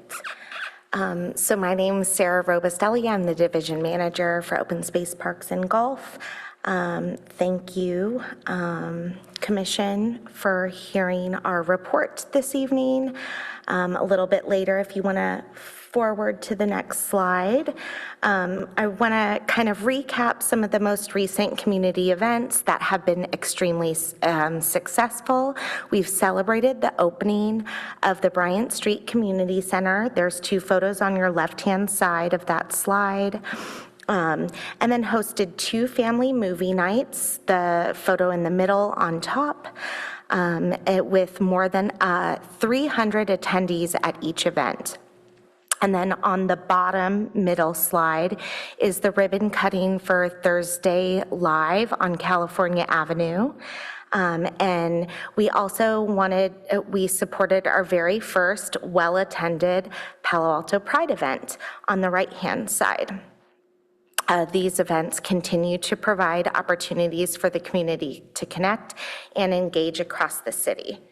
So if you go to the next slide, I'm going to talk a little bit about our upcoming events. On the left-hand side, Thursday Live returns this Thursday, June 25th. This month's theme is A Taste of California Ave, featuring world music, and also, I believe, local vintners, I believe. So come out, and we hope to see you on Cal Ave. In the middle there, we have the Summer Family Movie Night series. We want to encourage you to come out to Mitchell Park Athletic Fields for the summer. Our upcoming movies are July 10th for Zootopia 2, and then on July 17th, Goat we have showing. And then on the far right, 4th of July Cook-Off and Summer Festival.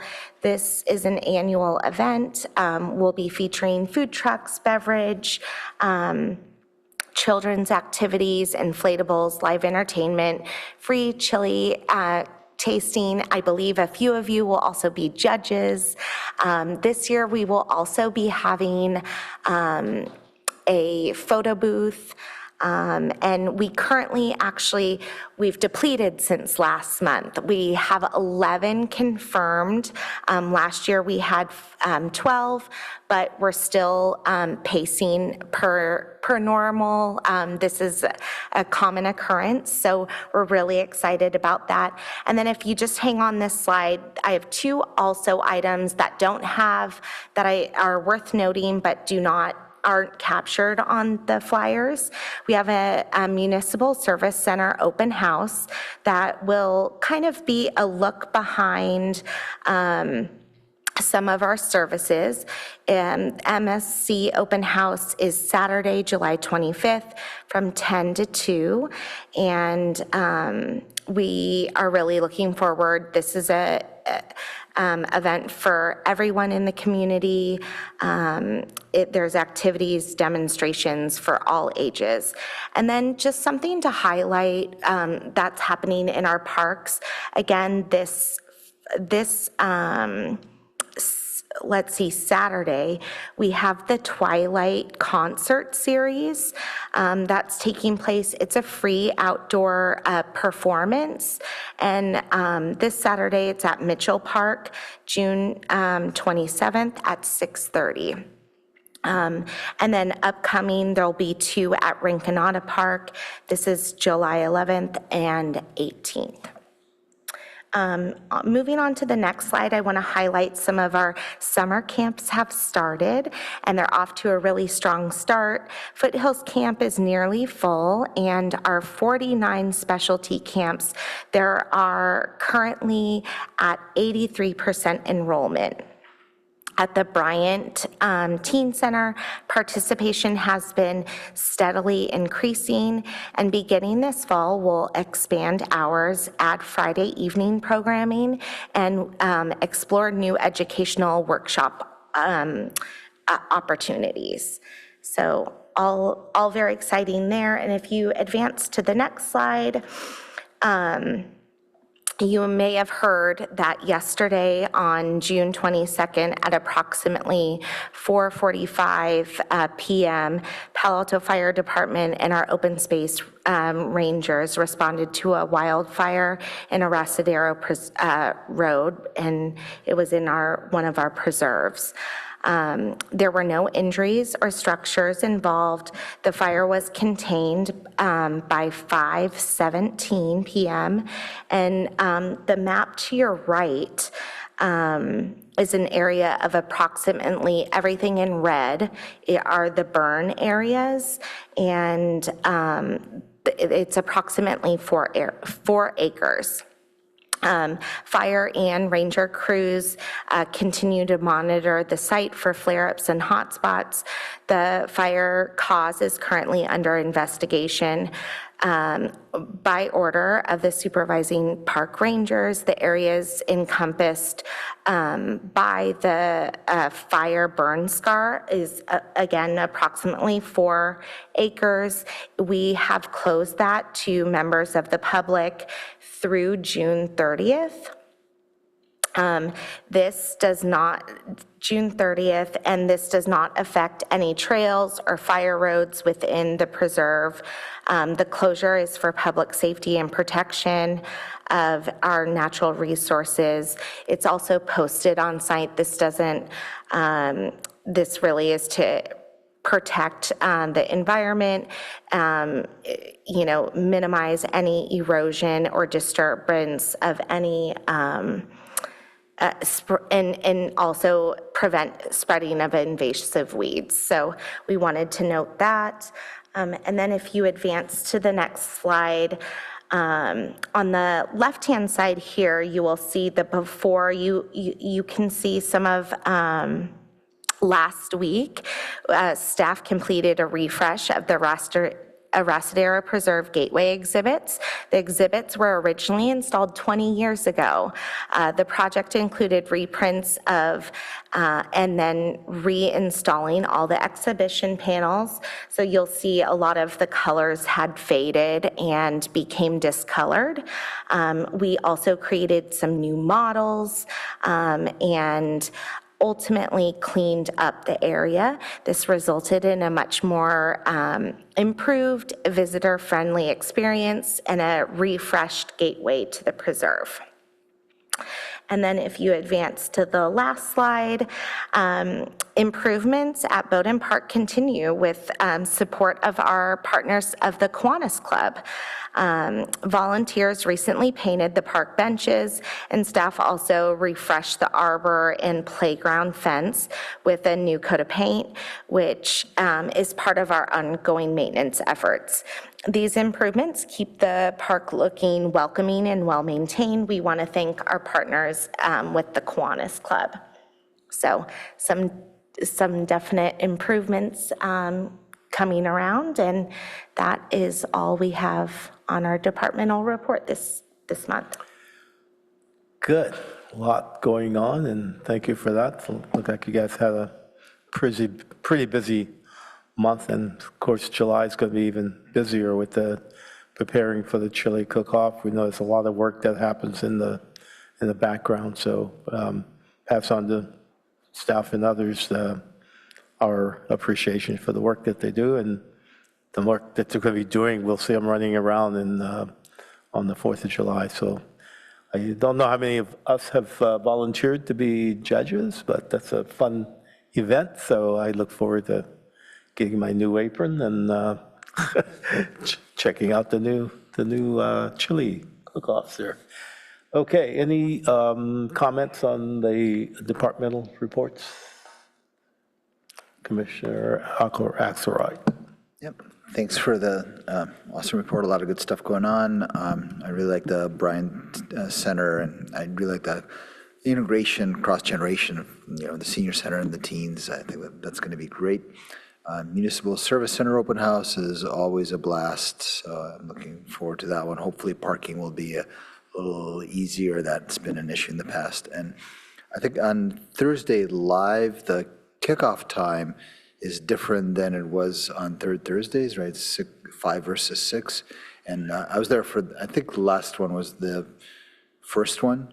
And I just noticed that there's very little traffic in the 5 to 6 p.m. window, which the vendors were not that excited about. I don't know if there's a way to get the word out that it starts a little earlier, come on down, things are available. But yeah, great stuff. Oh, that's good feedback. I'll make sure to pass that along. Thank you. Anyone else? Commissioner Kleinhaus? I was trying to figure out exactly where that fire was, and did you say the trails are closed? Can you? So it's close to Gate B. Huh? Close to Gate B, which... Gate B, okay. Yes, which is close to the Portola Valley side of the preserve. Okay. Do you know if it's where I think it is, there's like a family of coyotes living there. Do you know if those were impacted? I do not know offhand, but I'm sure the rangers know, and I can follow up with you after. Okay, thank you. Other than that, everything looks like a lot of fun. Thank you. Looks good. Do we know what caused the fire? Was that just? It's currently being investigated. Okay, that's a lot of acreage, but they seemed like they got on it pretty quickly, so that's good. Commissioner Dane. Yeah, I just want to thank our dedicated staff for making all those amazing special events happen. I saw myself present at most of those events. Yeah, very excited. I'll just keep showing up and supporting the local community events. Thank you. Okay, we'll move on to item number 6, I guess. Ad hoc committees and liaison updates. Any, Commissioner Axelrod, I think you have an update? Sure. I think most of you already know this, but the Cumberland Master Plan got approved. The November sales tax is going to be on there. It looks like the existing tenants are not going to be changing until at least next year sometime, but we'll probably hear about what the priorities should be at that time. And yeah, community engagement goes on. And then some sad news, but on Safe Routes, Rose is going to be retiring apparently. I don't know who's next, but yeah, Safe Routes will need a new representative. So. You're just full of news tonight, huh? That's good. Good, okay, thanks for letting us know about that. That's something staff would be following up on, or? I can follow up. That was news to me. You heard it first. So yeah, I'll reach out to Rose. Thanks. And team. Okay. Anyone else? Or Commissioner Ding? I will be attending the next Youth Council meeting coming up at the Teen Center. Also, I attended the tenants meeting, yeah, I think they showed their concerns on whether they will have dedicated space if we're going to move forward and start construction. I think our council members answered those questions well, yeah. So, yeah, I think we did very well for the tenant communication over there. Commissioner Kleinhaus? For the nature connectivity, Commissioner Way and I had a meeting with staff, and we're planning to bring a presentation next time on where we're at with evaluating the various existing documents. Thank you. Okay, I had, my two items were presented tonight as far as golf and also the Measure E. Nothing to report on the San Antonio Community Advisory Group, I think, which I'm also on that advisory group, is sort of in hiatus, I guess, until they have some additional information. So we haven't had any meetings on that in the last few months. So we'll see. Well, hopefully I have more to report on that next meeting. With that, we'll move on to any public speakers for... There are no speakers online at this time. Okay, then we move on to the next item, which is staff's updates. Oh, let's see, for... Future meetings and For agenda. future meetings, sure. Yeah. So we have two park improvement ordinances that are currently listed for your July 28th meeting. A Foothills Improvement Plan, which would be an action item, in addition to Arrasadero Creek Pipeline. So there are two action items scheduled. Both of those would be action items. They're both action items, or that's one of those? No, both of them are up for park improvement ordinances, as we've discussed both of them previously. Okay. And then would be coming for an action. Okay, so that's the park improvement plan and the Arrasadero Creek Pipeline, which is the utilities project team has been working on I believe last year you received a robust update and presentation by that team. And that will be included in the packet. But we'll talk about it more. But Of course. And then, as Commissioner Kleinhaus noted, I believe, are you anticipating, or we can talk offline about the nature connectivity? Having a few slides, did you want that perhaps in the, let's see, not as a business item, but maybe coming back for the, under ad hoc committees and liaison updates? I thought that was our plan. We weren't planning to have an agendized item, just Okay. as a presentation in right? It's not gonna, we weren't planning to have like half an hour, you know? Okay, I'm just, to be clear, I Yeah. wanted But to have.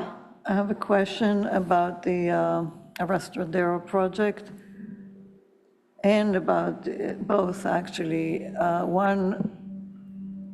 The Arrasadero project, is there an environmental review project already? Like an EIR or a mitigating negative declaration? Do we have something? Yes. Then can you please share it like ASAP, like right away? Sure, I can follow up with the commission. Also, if we have, if this is a CEQA document, then I missed it on CEQAnet, and I shouldn't be missing things it should be there. Can you check what's Yes. going on there? Because there is the state Sequonet lists all the projects that have a secret document, and if it does have one, then it should be there. I can follow up with the commission after the meeting. Thank you. Commissioner Axelrod.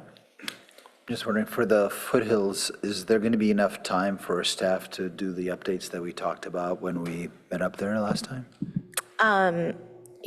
Good point. I'm speaking with them on Thursday, and I believe there's a larger staff that is speaking and will come back to the group. But as of now, the answer is yes. But yeah. Okay, good. Okay. I think with that note, we'll adjourn the meeting.